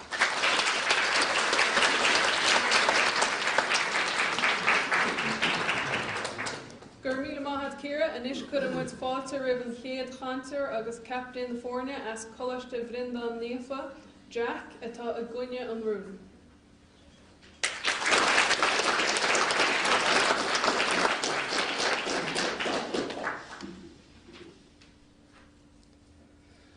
A chaharlaí, a bhultarí, a luchtan razúra agus a chuirde go léir. Táid bailíthe an seo ag an ócáid mhór speisialta seo, chun lé a dhéanamh an rún, ghfuil cór na górsan fós lárnach in árthacha. Is mór an dún a bheith ghlacu páirte son Coláiste Bhreandáin Naofa, dhon chéad uair riomh I stair na scoile. Ní léon áras ach go bhfuil féin agus marn, go hiile agus go thomláin I gcuine an rún seo. A lehead de rámís nar thula mar riomh. I do sa bara ní mór dom san bhíú a dhéanamh an rún atá idir lábha. Well, an gédal síos na focail cór na górsan. Is an cór na górsan ná cóebrú idir gcuine. Pobal is poblacht. Go mbeadh daoine ag obair as lábha a céile, ag taciúil na céile, is ag treisiú. In am an gatar, hisna léitheanta maithe. Anis is an lárna, ná rud a bheith I grí lár, chun tosaí is fíor hábhachta. Cílíonn na focail ártachaí nó muidna, ár nghoine. Pobal is ár ggólúdar. In áíra, sé sin muintir na hÉireann in éireann. Anis an focail fós. Is an inishin is a rá go rud é a bhíúán san am a fácaite, agus atá an go fól. Ar a banigí díomh na spéiclí rósdáte agus blaisigí an cafe. Bóhaid lom tús a chur le hargún sí mé féin agus marn. Ní léon áras ach go gurfaí mára leis an argúns, agus I ag déanamh lé ar an mrú a chuirta ar ghuine, agus ní léon áras ach go gurfaí míthal, críoch láidir le náir dúir mí súntasacha, agus ag déanamh achamra ar ár buinte. Anis a chuirde Gael, sígí siar agus ligigí bhuirscí, agus a súlagam, go man fi sibh sult is tatnamh as ár gud cainte. Ní fiúdíh ireachta dhéanamh dul in ár gunne, ag déanamh tráchta ina léitheanta atá caite leis an meitheilta fórc, ag baint an éir, nó fiú na léitheanta spríúilta forta ag sábháil na móna. A lehead de léitheanta ní eicímuid cuithe, is mór idir inné is inú, agus ná déananig I dearmad an lucht an rasúra, is ag plé a lá atá aniuán, faoi láthair, agus níor na cínta cio atá an rún seo, bunaí ha. Tá tromnar na ghaoine in áir thocaí gafa lo féin, lena núlgas agus lena go jaibra. Slán leis na léanta ana bhíú córs an béal doras, ag málar tú, chopáin siúcra do bholí na rán. Ní láma chuig bheith cóchrach dó féin, gan fiú trácht a dhéanamh bholí na ránaí dhéanamh dó górsanna béal doras. Ní haháin sin, ach dar leis an Farmer's Journal, níl aithne ag 75 fan gcuid de réinear na hÉireann ar na daoine atá na gcónaí ina ciló. Is beag ach na súil fiú atá acu orthú.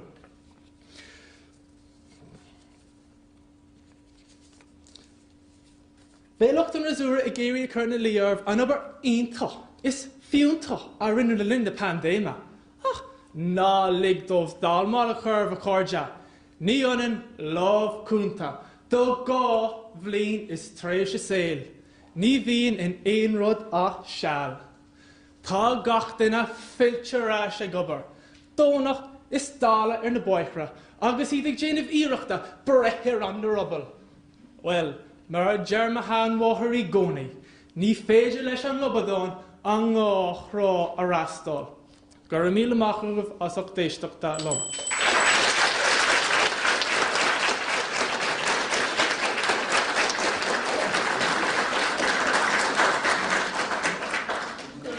Jack, and ish could have sponsor ribbon Chéad Chansor as Coláiste Naomh Raifil, captain the foirne, Bráine atá evolver on room.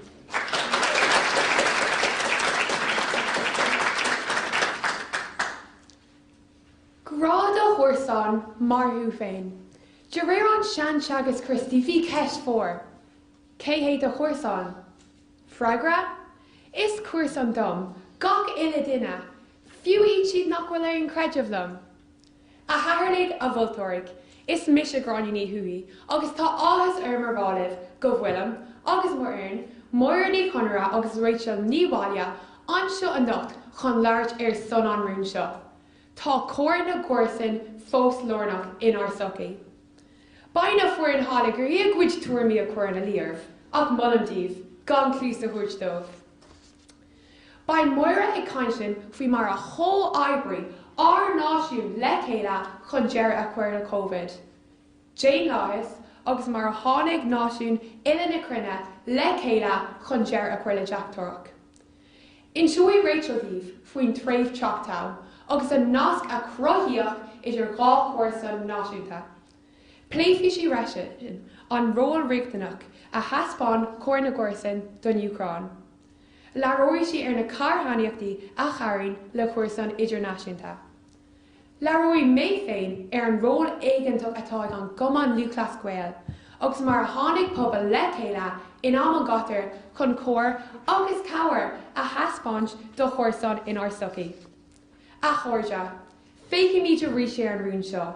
Tá cóir na gcórsan fós lornach in our socaí. Cóir, sin gníomh. nó an phrósas daimhir le chéile go glú, ag obair le chéile ar bhaith le daoine eile. Cuirsin, I gcuaitna sin an duine nachalacht, ach brathnaí le do thaobh, do maith chun leabhar faoi moya ar feadh ar an nóméid, rith sibh amach an doras. Chun an foirne rá is grúpa daoine a bharn agus a bhíonn sa sucaí céine linn, an dam céine. Fós, sin rud éigean a bhí ann óthús, agus atá an sús go dtí an léoniu. Sucaí. Is listed ar thairbh sucaí an léoniu. Sucaí Harry Potter, sucaí na díospóireachta, ach dar le Google, grúpa daoine a bhfuil na spéisna nó an tradiisiún céine acu. A chóirde, ní féidir a héine ach go bhfuil cóir na gcórsan beo agus níos láidir mar a bhí sé riamh. Tóg mar hampla do Chlub Áitiúil Comann Luachlas Gael.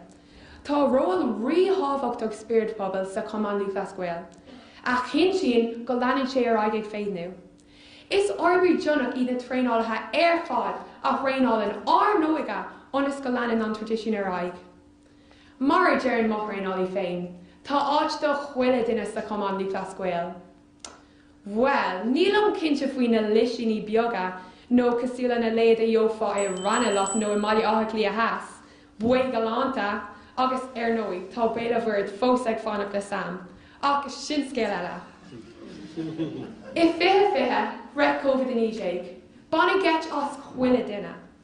Mar sin féin, da chuirdaigh clubanna chun ranganna eaclaíochta a riara, carolinn ar pobal níos sinna agus chun spirit an phobal a chuinál dóchasach.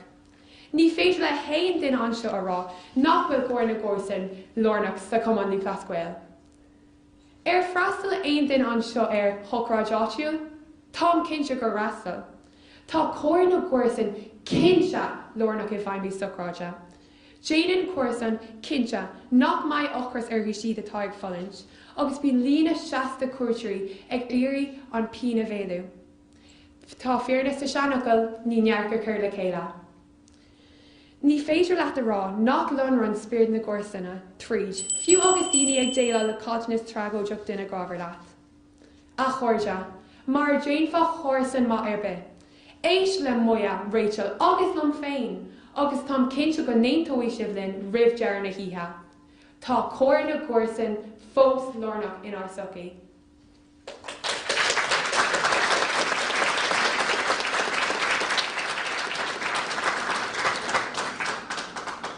Míle maithad gráine, inis chuirimid spáiltear ar an chéad chaintear a Scoil Pháirc Sandford agus captain na foirne Rohan atá ag gcuine an rún.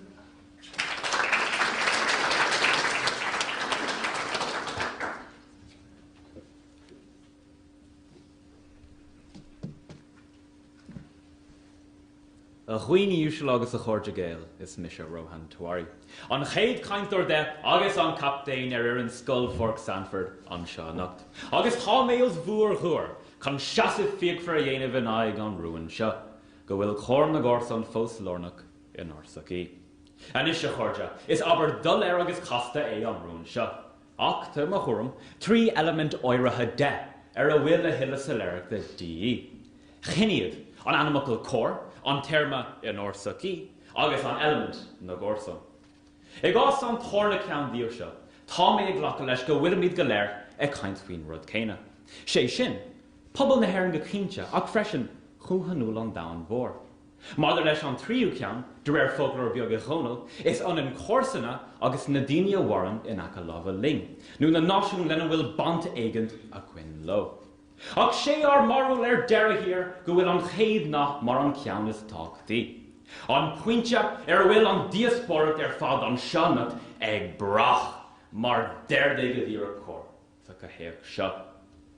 Deir an folklór a dhéanamh go seasan cór, de choibrú idir chuoine agus grúpaí nó de fortíocht ar bheann chothrom. Agus mar sin an cheiste chun an rún seo ar an ná, an bhfuil an cófortíocht idir nethe déine agus acmí ar an Ilan seo, agus idir maintar na tíreasa, agus cníocha eile na cruinóga, cóláidir agus mar a bhí si trá. Féice gur dríú caintear céad ar an gceist seo ar bheann idir náisiúnta. Agus le roí siad díobh gur bheagaí an córsanúlacht a le rion an tír seo de tíortha eile na cruinne. Scagaigh ar darna caintear roisin an rún seo ar bheann náisiúnta, agus é ag díú go chóirithe ar an gcóras polatúil ar an Ilan seo. Agus é mar chása déanaigh mé Annalise ar an Albert seo ar bheann ó túil. Agus an aspa córatá le hathant in ar geantar agus na dúchaí má gcóir.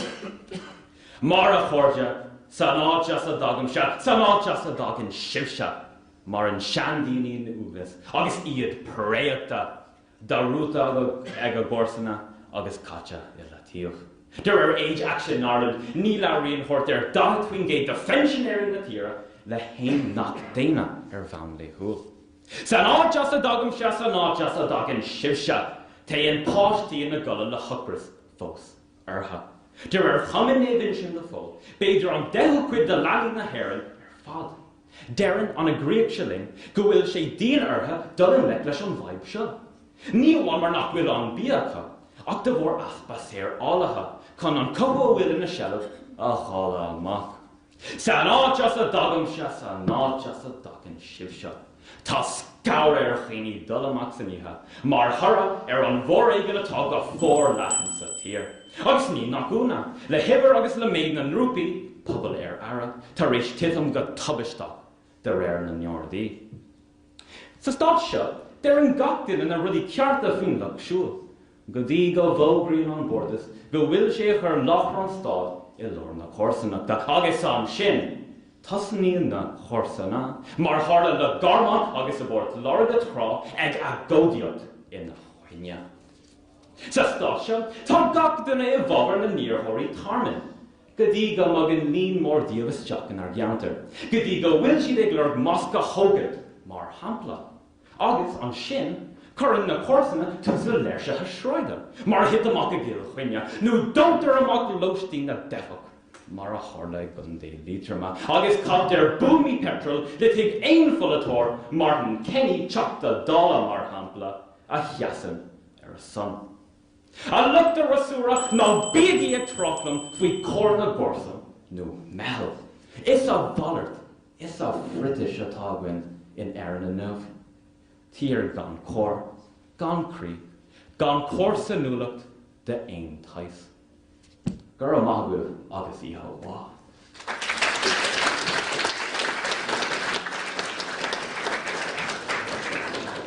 Gur manad Rowan, an is could muid fáilte rih an dára cancer as Coláiste Naomh Leoin, Naomh atá I bábhar an rún.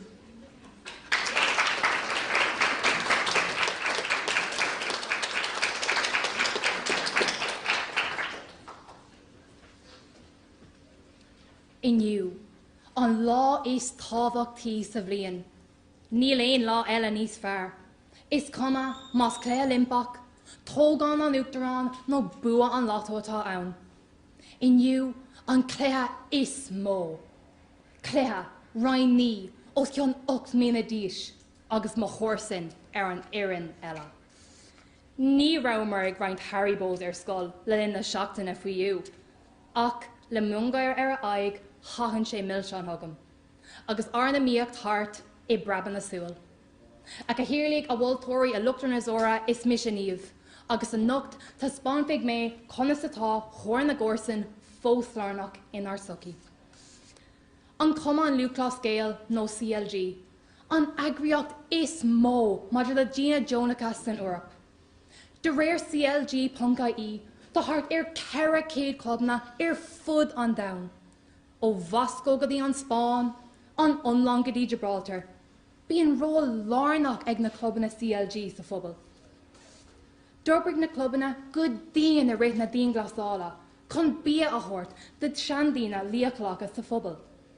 Mar a dúirt Ciara, at nítar cara I grútan, at nítar córsan I grútan. A Jack, is ascúnta mé óthú.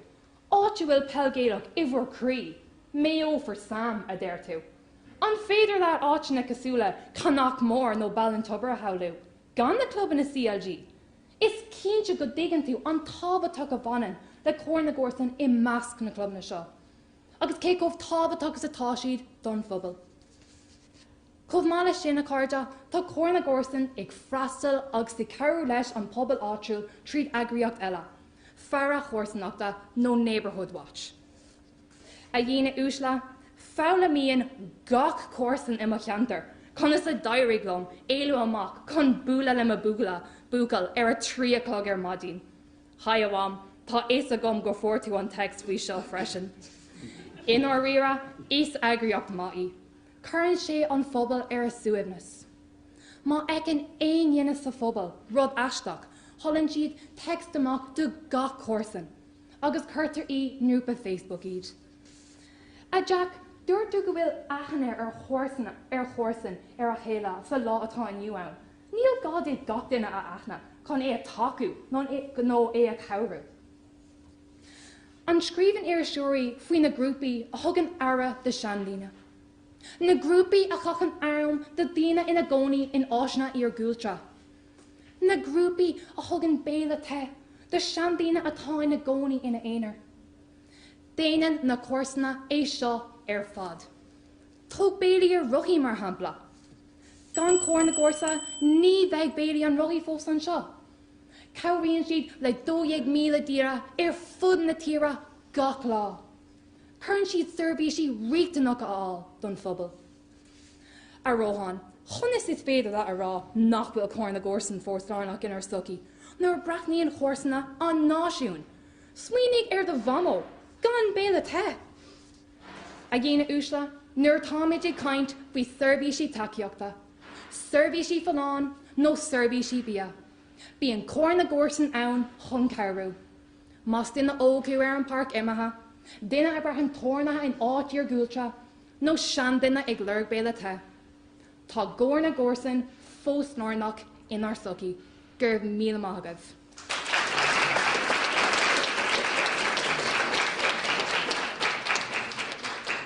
Gur míle maithad níomh, inis cuireann muid fáilte roimh an dara cainteoir as Coláiste Bhreandáin Naofa, Márta atá i gcuine an rún.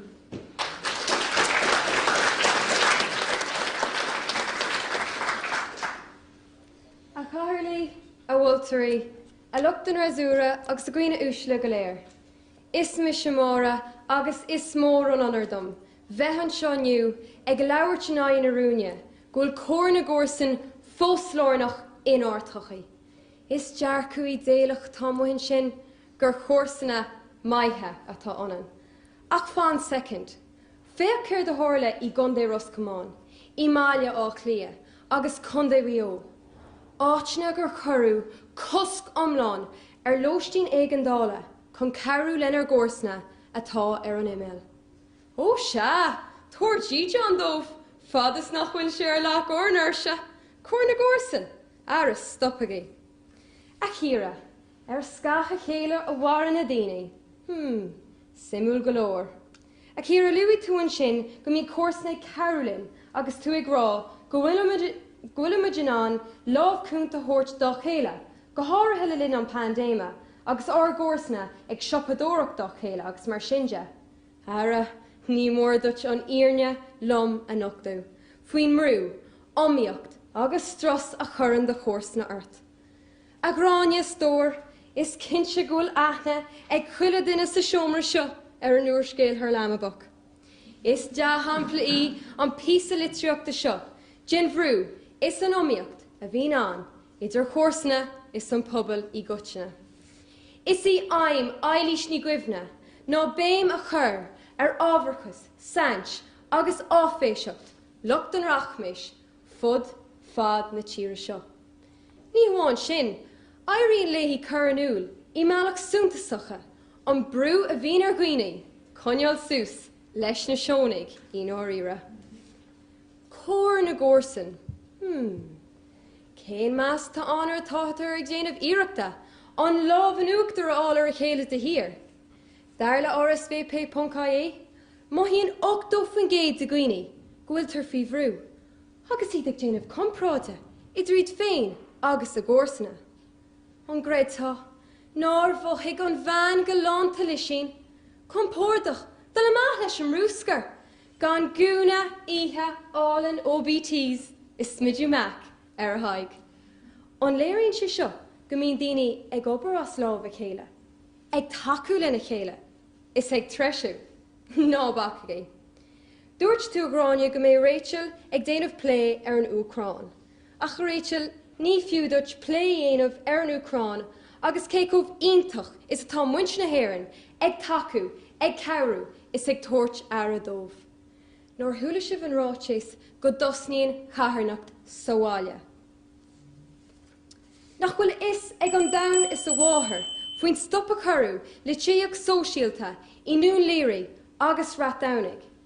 Léirigh an Irish Times, nach mó ná sásta a bhíoh muintir na górsanachta sin, go raibh díluúcháil á dhéanamh ar a dtithe iontacha féin.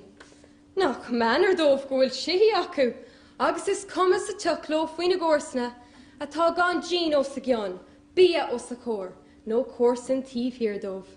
Is ar wathe leis féin a dhéanaan an catán crónán agus nach fíre. Muna bhfuil muidirán ar a thuirt darbhhaintir féin, ár górsanna béal doris. Cén más tá an ag ceapú gur de chórsanna muid. Is leor nod an ólach nach bhfuil foirne ar bisarún, bhfuil cór na górsan fóslárnach in áirthachaí, gur a míle maithagah as 8 éisteachta le.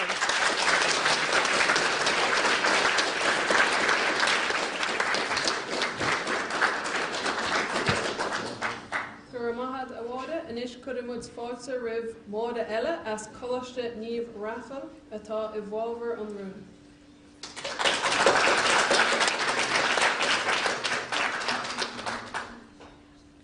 Cafaimid fad choibre le chéile onas go bhánfa ar sochi sláán. Ní héanmhar go rá go deastín córéitoch agus cóibrú onas go mbeoch sochi a gcuine eibríonn. A Rowan agus a Jack tá sochi a gcuine eibríonn. Chóibrig muid le chéile trá. Brandnig ar an seo a nacht. Tá muid sí é siomra gan bhosc sábhailta. Bhúil mid chóir COVID-19. Is epidématá gcuine inis, ní pandéim.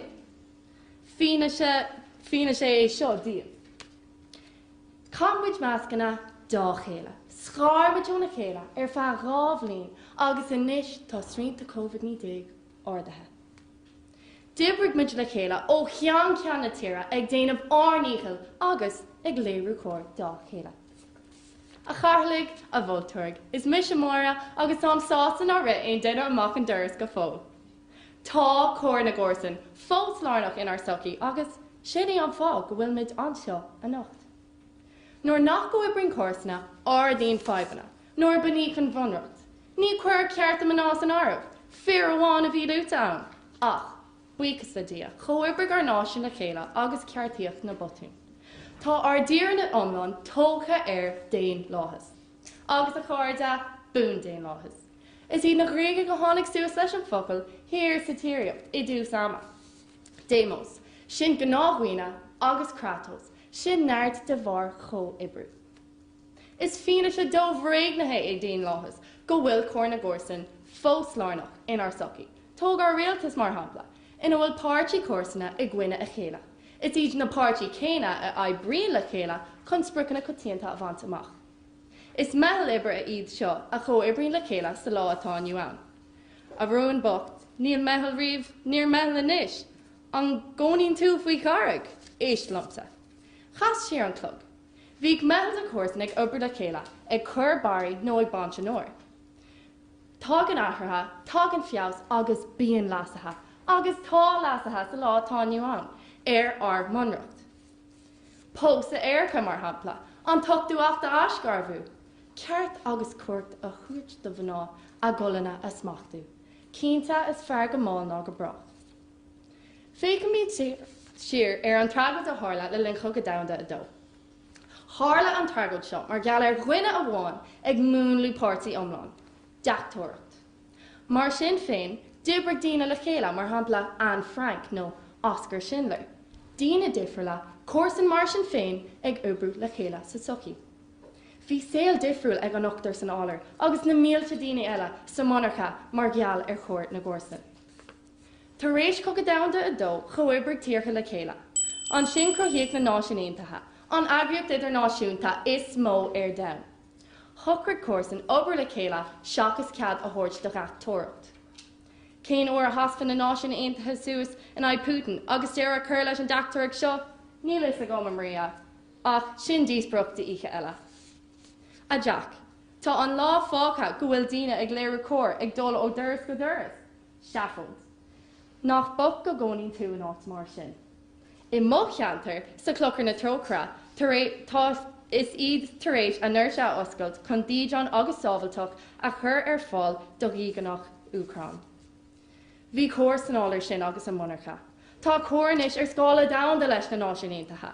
An agriocht sláinte damda, an taontas orpach, rialtas na hÉireann, comhairlí Condé, an Cumann Lú Clas Gael, agus gan tráchtar an agriocht seo Gael Linn, idir fad bunathe ar principal cóir na gcórsan. Ba cóir na gcórsan lárnach in ar sochi fad is atá déanacht agus déan láthas. Mar a bhí ó thuas, mar atá, is mar a bhíos go brach le saoil na saoil. Amen. Gur míle machgat.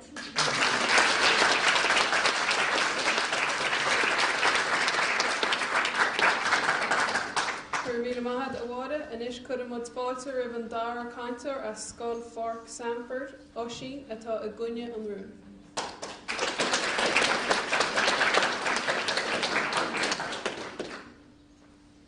Ar a thóracha, achar fóracha, agus a bhór úsla na Cochrach dé bhór masa.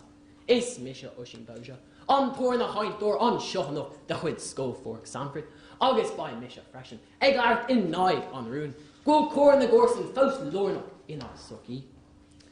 The red poor Scala, a deshi, on the SRI, a Gael Velis a Hooktag. Ton Aspa, Sween Pork the whole landing me. Mark Young in a 5 na is Muatá Gaeliga, not here, show. There in Sheave, August is saw that Vukla Fay in the niche. Ta Gok Arnall, in on me a flag Gok Arnall, Ella.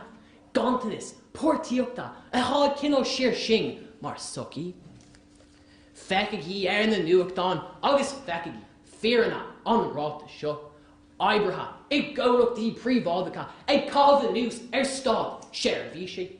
Old Varagi, a Gyarik na Vermoriasa Dargi, Hamonha, Garamula, Borhafwi Fries on Rosla, Egago Diokt our Shradna, Ogze Kurshok, Ibrahori, Nyav Kantuka, Ella Natira.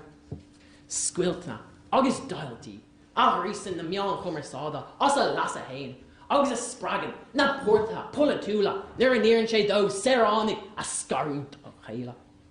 Right the blint o hin, near a v Mary Harney, Mar Haraslanta, her she flam hum hein, hun portiok a hrohu, in the sure v she publi lice, Agus Nicolok the pre-vodka, Colok the avi ray ego now, cooing ospidel dag, nua a hogan to start, biogam, argid, och mar hura, as ain't the sadal, hep.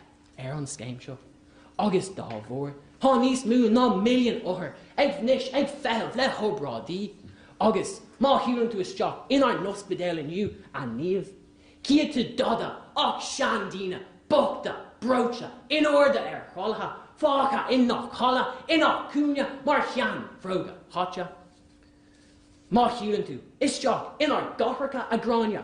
Feki to Dina Gon, Deeden, Slendorsha, August na poor she. Rodton son, fui fluden na luffa, mar Brewster, the Shroda, August Day, Kush, mar Rasgreen, na Hudros, Chula, Gok Eero, a yellow realtish, Dolan le 5 na Tihiokta, August Few, na Hokadi, on of son, Nirta Leshka, na Corlori, Alahaid, a Yanov, Curran Conhor, Chulagan, Ago Dross Sconta as Jock, on a lua, always a hlushin shape, go share into the start, new at Tihiokta. Hogan, no, Tarian Deotor Lauron, Shiro, Marga Yanshe, Margot Price, Nataloon, Egg Maydu, Arish.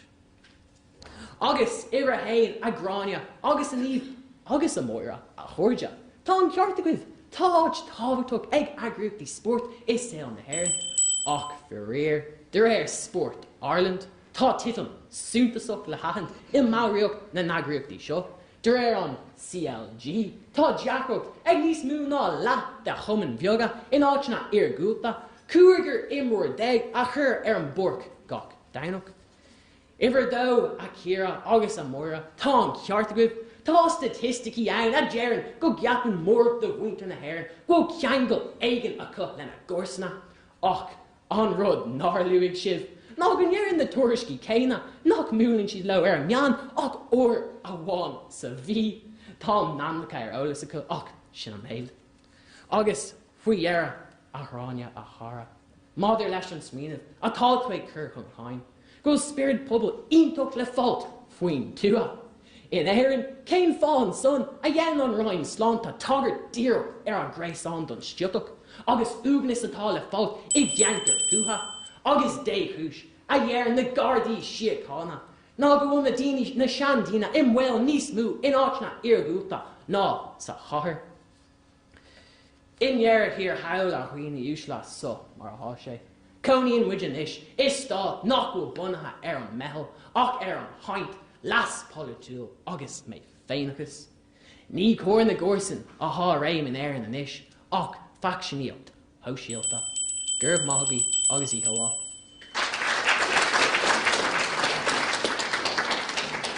Gurmila Maha de Oshin, Inish Kudamut Falter, Ribbon Srio Cancer, as Coláiste Naomh Leoin, Rachel Atá Evolver and Room.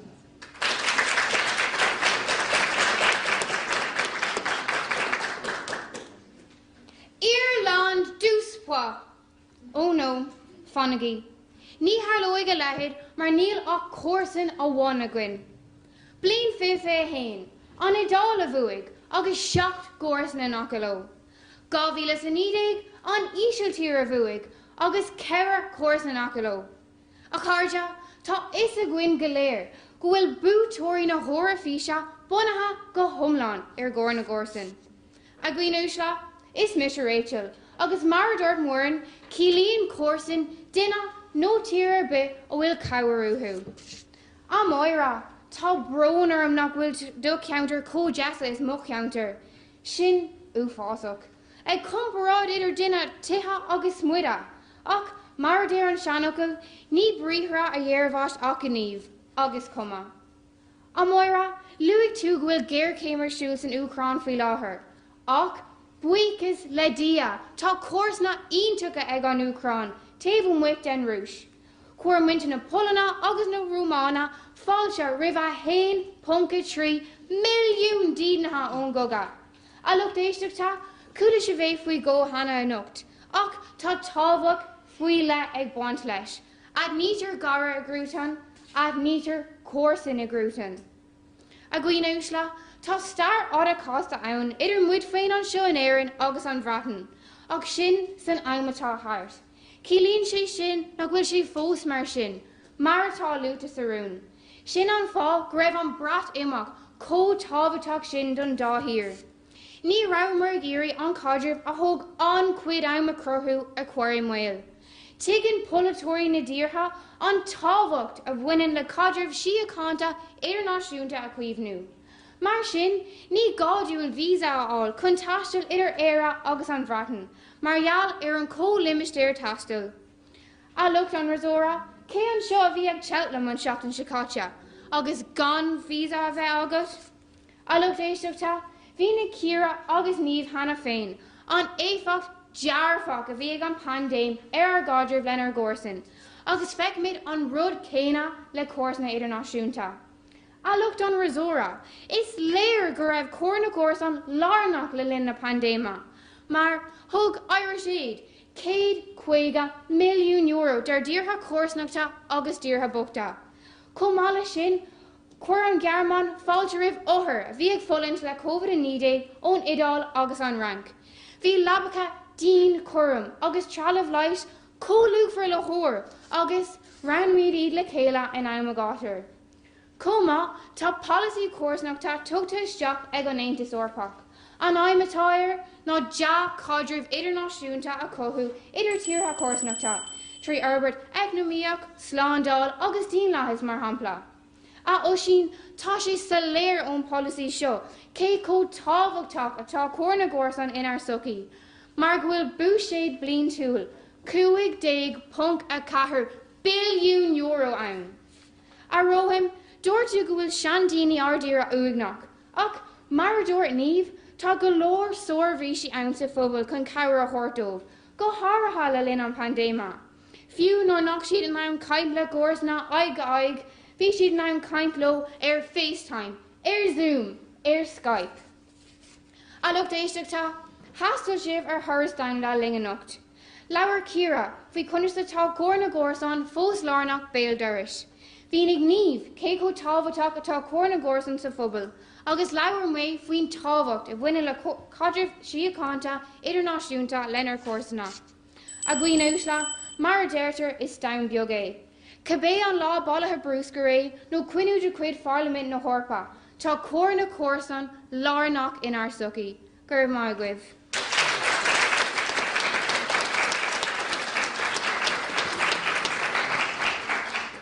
Míle maithad a Rachel, an is cud a bhd fáilte ribh an tríú caintear as Coláiste Bhreandáin Naofa, Michael atá a gcuine an rún.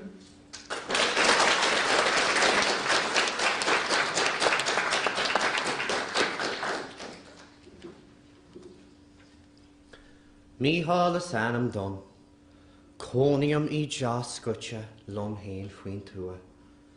Ní ach mé duine nó deoraí le fada an lá. Ó, an tuignas, ní higann an sách an sean. A chathairlaí a bhultóirí a lucht an rasúra agus a chairde go léir. Creidimíd, nach bhfuil áit lárnach ag cór na gcórsan fós in áirtochaí. A bhálaigh fad, tá I gceist agus tásúil agam go bhfuil si bhfuil ar 1 inch lim. Luí tú a círa go méid tú cáilte gan do córsanna, ach chéan chu gur bhéidir leis sin a rá. Fadó an éireann, bhí an ás a bháile dón go stálach ag cóobre í measc nó górsan. Well, ní bheitcha le headán ar ís frí mar a dear park mar píris.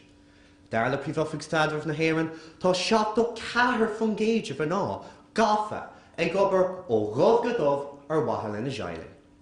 Séir de táid tarla an isis, nó bhfuil a górsanna ag gadaíocht wethe. Ag gadaíocht a cóide. Ní ag cearú lo a bhíonn siad. A níomh luí tú go dogamíid ar bhaid de chean daoine ina éonar go háirithe le na pandéime. Ach tóg an chréadtóir bogt Tom Nyland a rinneú ionsaí ar ina háhéin.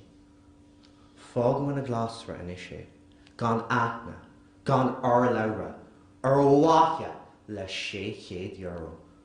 Seaáide €600. Agus níos measa fós, é léirithe sta man, go raibh aithne ag na carpaí seo ar. Agus ná bacagaí le pobl ar aire. Níl an sin a cóir hí boithre, nach bhfuil fiúntas, maithas, nó cóir ar bit ag bantló. Cá raibh siad de tám, agus é ag chrúbadál amach, doras an si ag lerg Craobh. Saoilge an Craobh. Agus a gráine, luí tú bhfuil an seanachil ní neart go chur le céile fíor, ach tá seanachil eile agam dut. An sé atá hús ótar deoch leis, agus an sé atá híos búta chosar. Tá mád ag go greideann tú a gráine go bhfuil cóir na górsan fós lárnach in ortochaí, céin fá an áid bhíonn 66 fungéid de winter na tíre seo ar an independent nach bhfuil muín acu as a górsanna.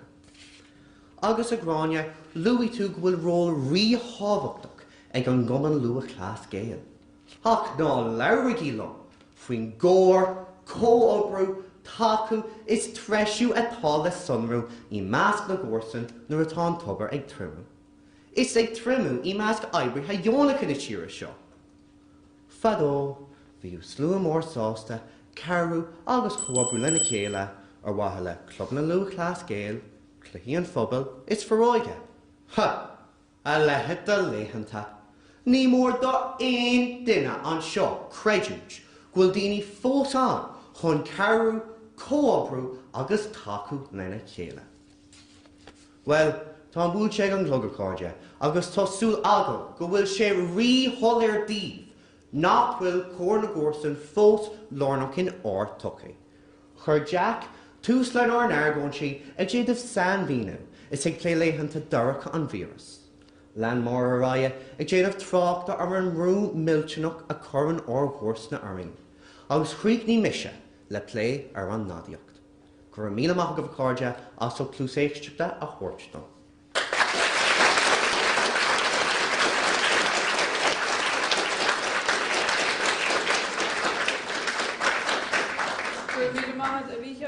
Inis could muid fáilte roimh an tríú caintear as Coláiste Naomh Raifil, Rachel atá a bhábhar an rún.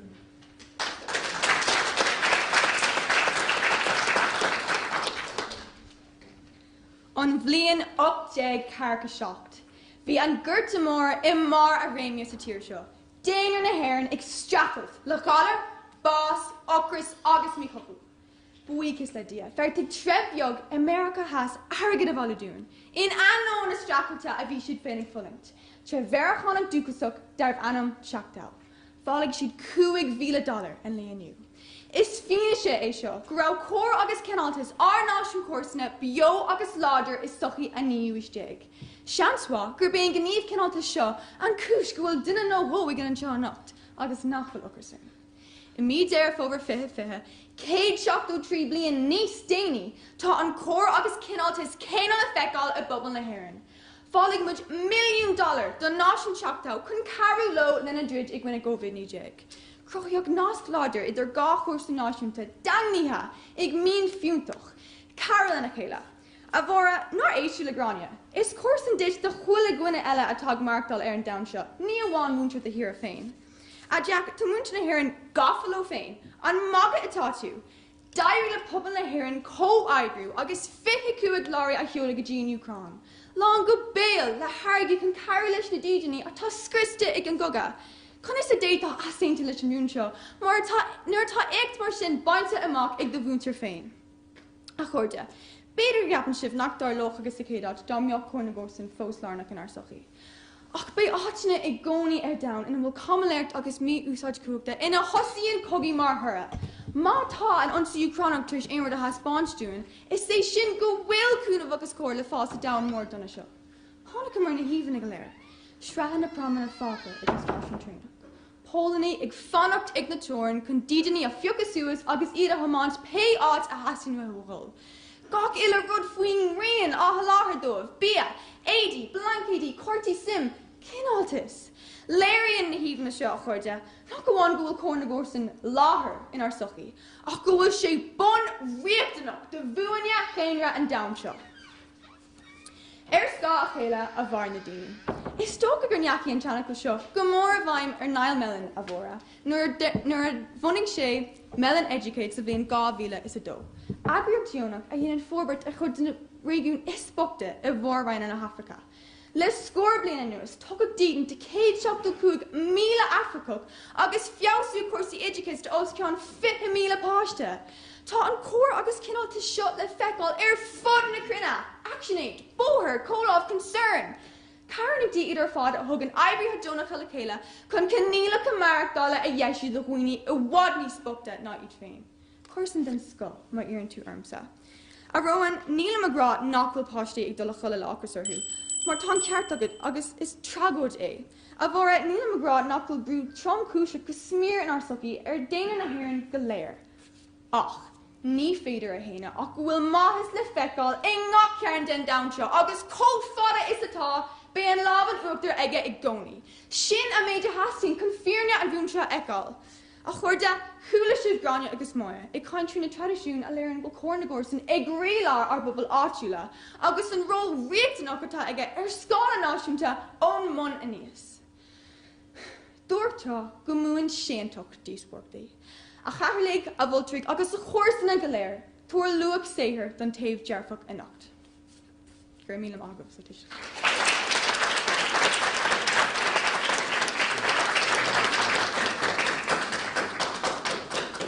Míle maithad a Rachel, inis chudam muid fáilte ribann slíú cánsóir a Scoil Pháirc Sandford, Kate atá i gcuine an rún.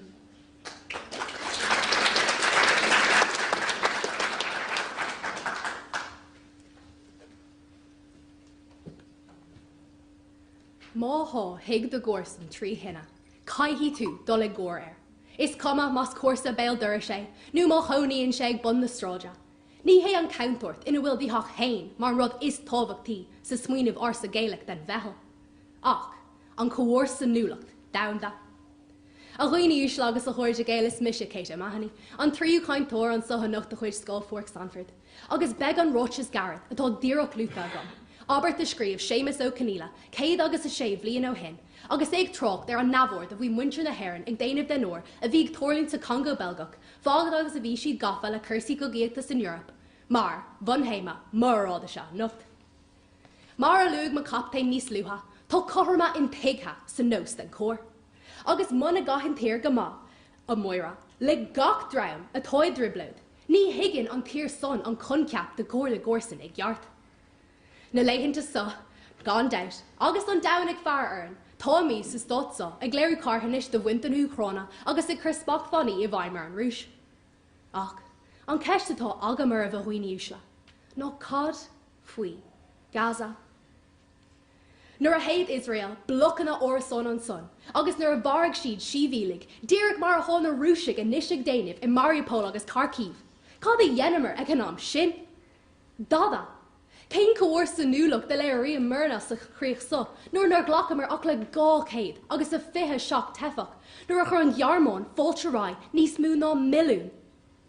Tá taintas Europach tar rééis rá ar ríist agus a ríisteala, nach bhuilimid sa stáit seo ag ghlacail in ar freagrachtaí, madidir lena hinimir ag atáid teachtas teach sa Cointas ón Afric agus ón Meán Iarthar.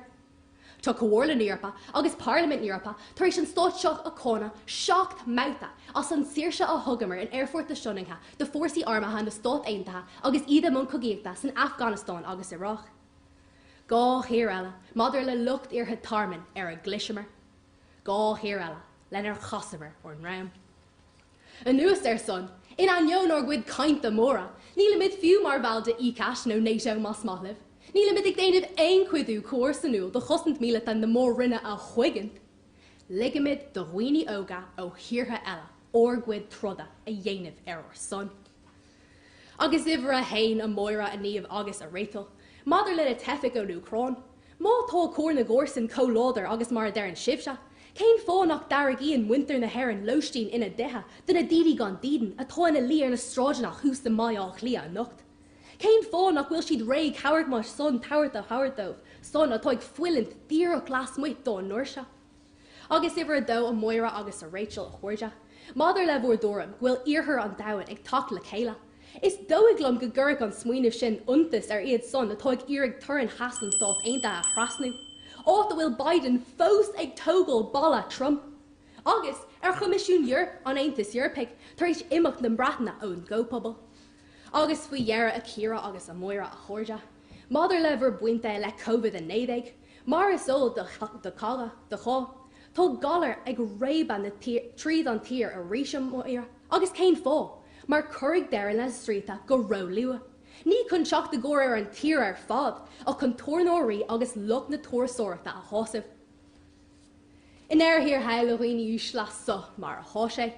Léir go sin díobh an bealach in a bhfuil aspa portíochta sa choras polatúil ag maiile na tíreach. Haspáin rohandíobh nach fíor cho lúidir in ó rira iad or bubble in air in a chuigint. Agus im ó chosa, chur mé an aspa chóir san núlata a spáine an tír so don chuid is mú. Iver láthir. Gan doubt, bhí cór na górsan mar ganné dór sochaí trádal raibh. Ach inniuh, Tommy's rócháte oning hain chun umra aon duine eile a thraba. Gur maithagí agus ihuá.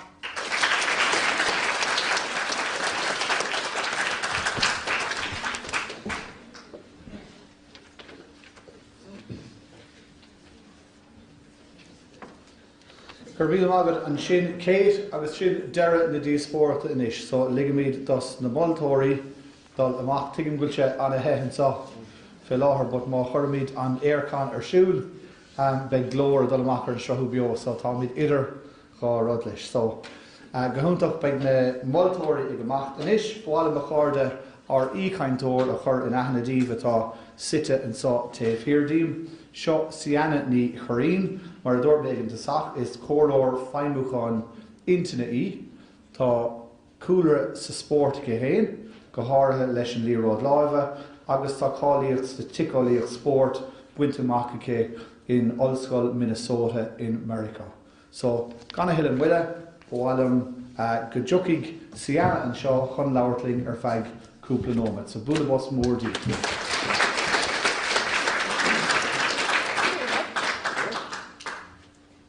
Dúrlum ribbeseag bhfuil man seo mar cinál crowd control fátas tá multitudes in na cinenne, so tásúlam mai cholána mai dá umpar uirí ar fad. Ach ar dús báide bháil an buchas a gáil lí belug atá tá site hús atá as an job ítach atá dinta a gí lug sa díospóireacht. Agus is mór an onar dumsa a bhain seo líbse ar fad ag an ócáid speisialta seo in Óstán an Radisson in á Luain a nacht. Chomórtas le gach eile duine a bhí páirteach nach, ní amháin na scoilearí iontacha seo ach na múntarí a bhí gobar go crua, na scoileanna, na tuismothirí agus Gael Linn hain as an ócáid seo a chur ar fáilún. Tá sé iontach scoileanna ó cheann na tíide eiceil ateo, agus hebí cén tora a bheits an is cinnte bhfuil écht dinta agaí ar fad hána hain. Tá is an ar fad gur cleachta í an máisteacht agus measam hain gohacha muid rionsá máistead ateo a nacht, agus mollam sib ar fad as an gleachta agus an iireacht atá tucaí agaí a nacht, agus ní bháin a nacht ach ó hús na bliana agus ó hús an chomórtas seo. Mar chóirlar feidhmiúcháin intine, bíam sé gobar le foirne sports agus luúchlasíthe a chuid a smú, agus bíam freisin a gobar le scoilearí, le grúpaí aclaíochta, agus le réimsí éagsúla ó thaobh an an aspa sicólach a neartú agus a Herbert, nó skillanna intaine Herbert chomá. Skillanna cosú le fócus, muoín, tíocht a níorhééis botún, sprága, lábseáil níróga agus tiile. Agus ní amháin gon tospáanta sa sport nó mar hampla hosatá ach sa síal chomá.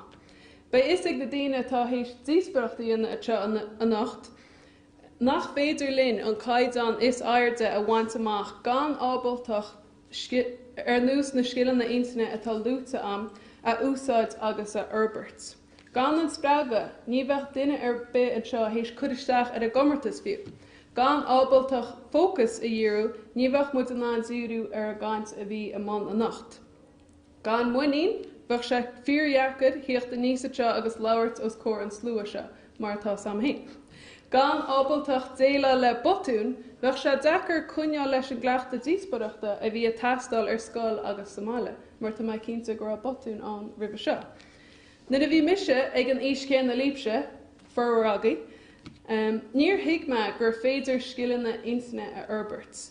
Bhí agus tá fós dearcha an gur rudaí iad seo atá nó nach bhfuil ad, mar hampla béidir go gapan tú tá muoín ad nó níl muoín ad. Ach níl te sin go thomlan fíor. Is skillanna iad seo cosú le éon scill eile gur féidir Ferbert agus a ólam le cleachta agus le hÉireacht thar tréimhse ama. Idir mo chuid aibres le foirne sport agus mo chúdar hain sa sport. Tám sé beganín cléanta ó thaobh an chéadhrún a bhí ana nacht maidir le léachra sport. Mar duine a dimmer gach sport bio agus me fása níos, bhí an suncar ag mo léachra sport agus ag an sport a hain armsa. Lua duine cíd ar ball Katie Taylor agus is cuineach lumsa go maith an ihe gur rúsí sin an bun Olympach sin. Béidir go binne fá, gur rá sim am a bheith gobar sa sport chomá, agus go mbeadh fós ag immert sport go dtí an lá seo.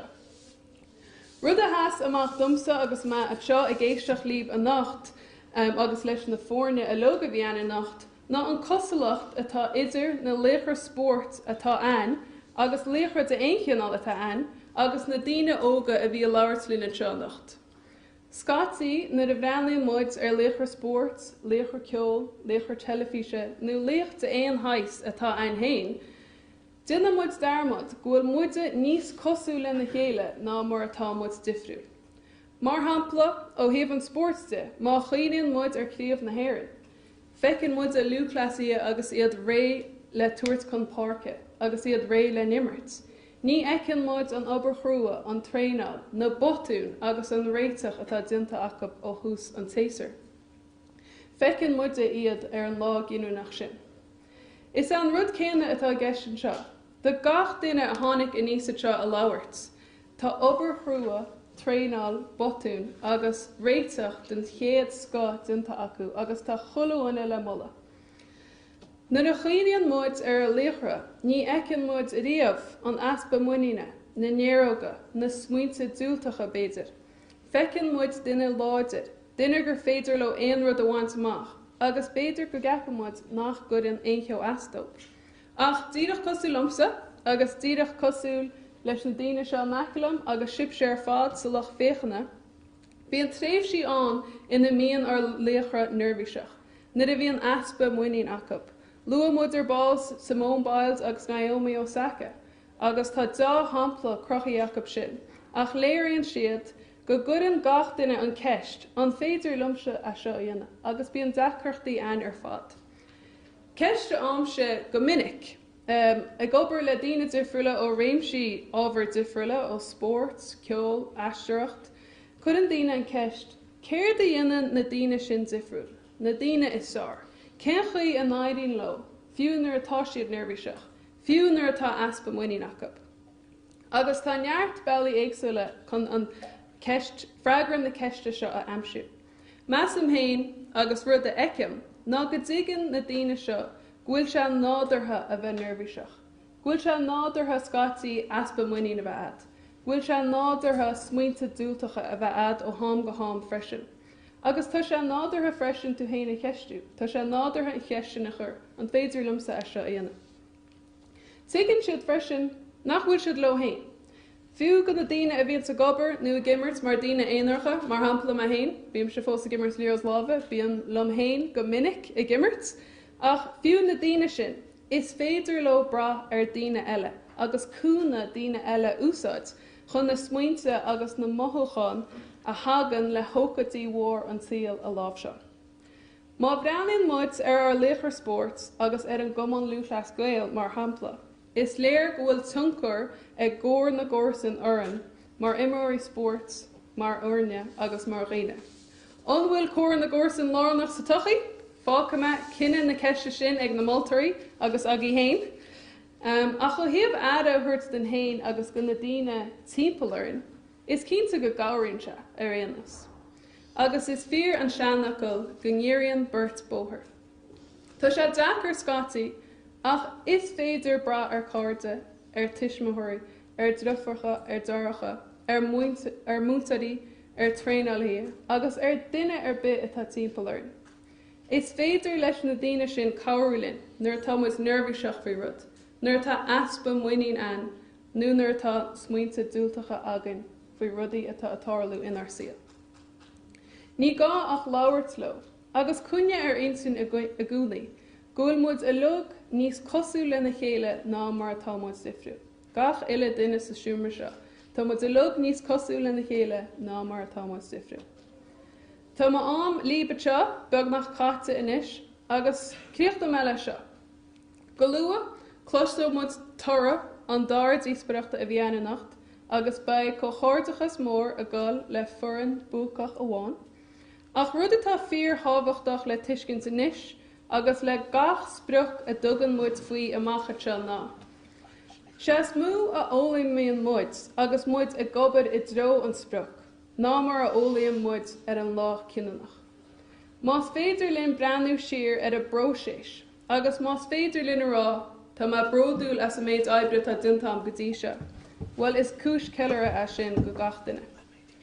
Mar tá ráta am hána, tá éich dinta ag gach duine a bhí páirteacha seo a nacht hána hain, is cuma cinteara atá ein. Leis sin, bhualam buchas a ghlacha le gach duine atá a láthair a nacht, gach duine a bhí imán díospóireachta a nacht, gach duine atá linn ar Facebook, agus le Gael Linn as an ócáid iontaach seo a chur ar fáil dún. Gur míle maithagaí.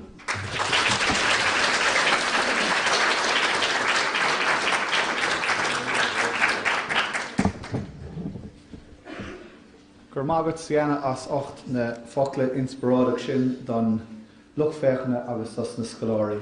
Rih go dagan na moltóirí suas nó félim suas an samar bhiltóir iarma ar Anthony Ócáid Láin príomhdhuaiseanna Gael Linn cúpla focail ará.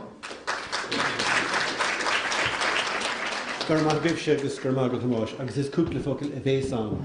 Ach nearhhaile an deis a scoile Haram gan buchas speisialta a ghlacha leis an íchaintúir an íchathíirlach a bhíagan i nocht in Ceanainn na Choirín. Sílam gur thug sí caint tharbh dearafach, tharbh spragúil agus déirhín inspiráideach. So bhí an tá orine ar fád sa seomar seo nocht an caint sin de chusta.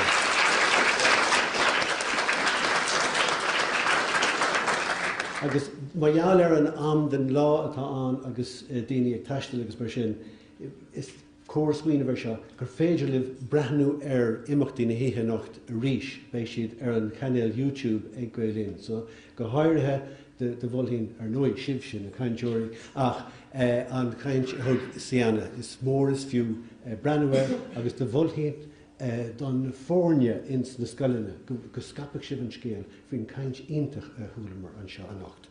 So má bhhailm sa arbhíán éon dír go rá an na díospóireachtaí gúil si mar bheith buach féin sin na bliana.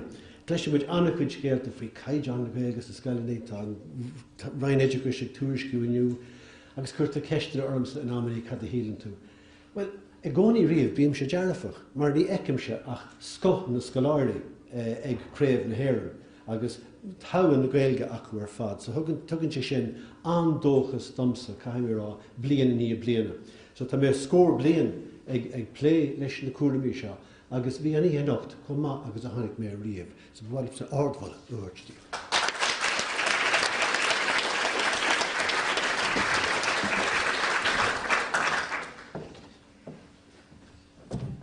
gur mágad fríomhhaimnig agus san isis léigh mé fearrtán so félim machtánacha leabhar seo duine dos na moltóirí agus tá an tora don díospóireach sínsreach ina láimhige. So búla was mór a félim machtánacha. Í chainteoir, a cháirde, a bhultóirí. Is privilege bheith seo mar bhultóir a bheith láthair agus na cainteoirí seo fad a chluisteáil. Agus sulla déimh níos fuide tuairgí bólabás go na cainteoirí fad a leabhar.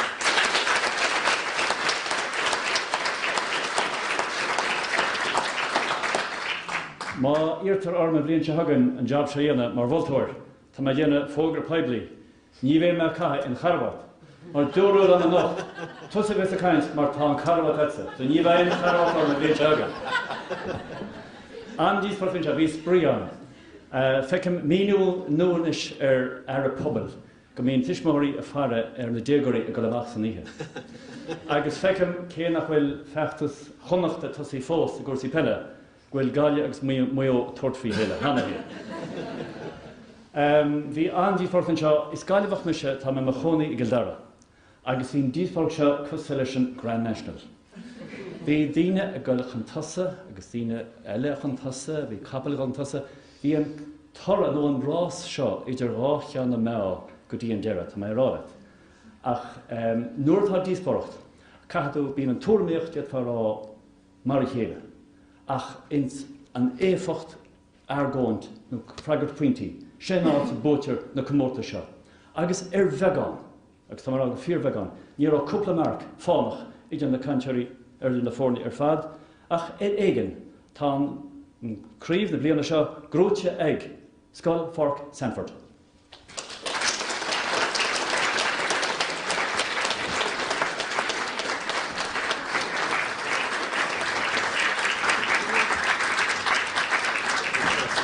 Bhí mar film agus go bhhargus do Scoil Pháirc Sandford. Inis bhálum na dúisne fad, tá dúisne dos na foirne fad ann, agus tosnóid leis na foirne sa dara áit. So, Bishop Dul Howland seo go dtí Anthony agus Sienna agus Big Sean ag ghlachan na Greengraf na rih, go léigh mé na foirne sin, bhálum mómhuichas a gháil le cúpla duine. Ifar héan do ceithre ní ghuiir ní ghúlachán atá Howland sin I gceannas an targad fel láthair, ach is ise atá mar riarthóir an chomórtas fad. So bhuail na scoláirí le ceithlen tríd an bhliain fad, so fair play is an céad bhlianaige a bheith á dhéanamh an post seo, ní dólam gomach blian níos dachra riamhaige leis na canílacha agus gachéad a bhí ann. So bhuail was mór do ceithlen ní ghuiir ní ghúlachán.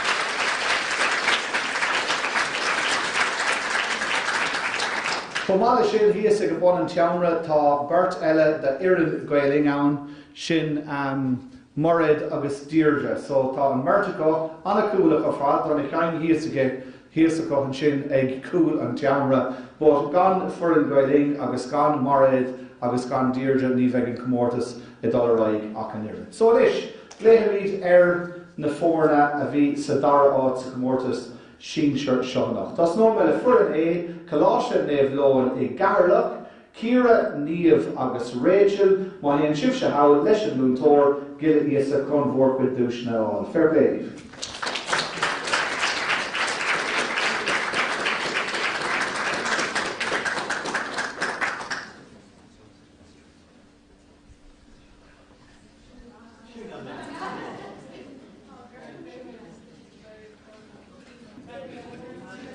Sinrósa fad inis an dara ireann sa dara áit, foirne bí ó Coláiste Bhreandáin Naofa Baile Átha, Jack, Márta agus Micheál, agus an Burtmantóir atá, Márta ní Jackán agus Ciara ní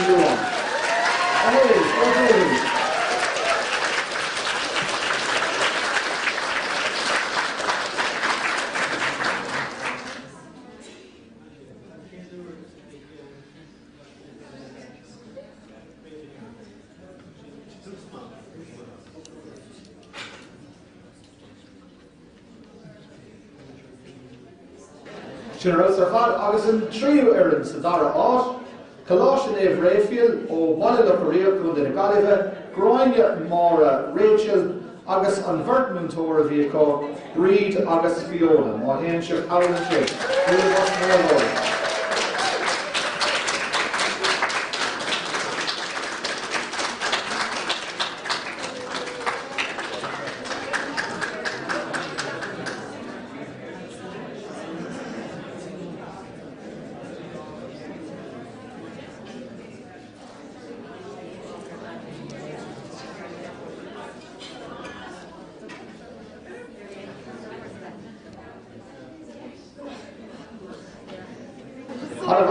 Agus anis a corda, Corathe Chomórtas Phiarsaigh Díospóireachta na Sínsere, Gábhíle is a fiche dó. Scoil Pháirc Sandford, Raghnallach a gundamh Leitir Ceanainn, Rohan, Oisín, Céad agus an múntóir Leitir Ceanainn. Bhuaile was mór dóil. Fair play bud. So, má síl sa go fáil an Corann, agus gomáile sin,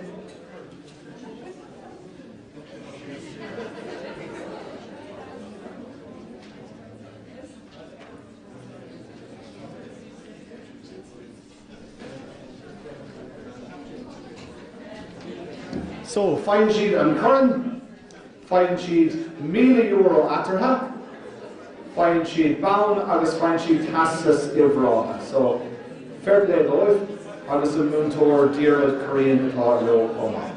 Cormagach do gachéir le cárde, cormagach comad a Paul a bhí híos an sin, agus bhí osciún 800 duine a fechantar díospóireachta lína comá anach. So, is mór a méid é sin. Tá mé fíormhaíocht do Paul, agus tá mé fíormhaíocht do áinge félim Fergus, agus sinnéad comá mar bholtóirí an chomórtas.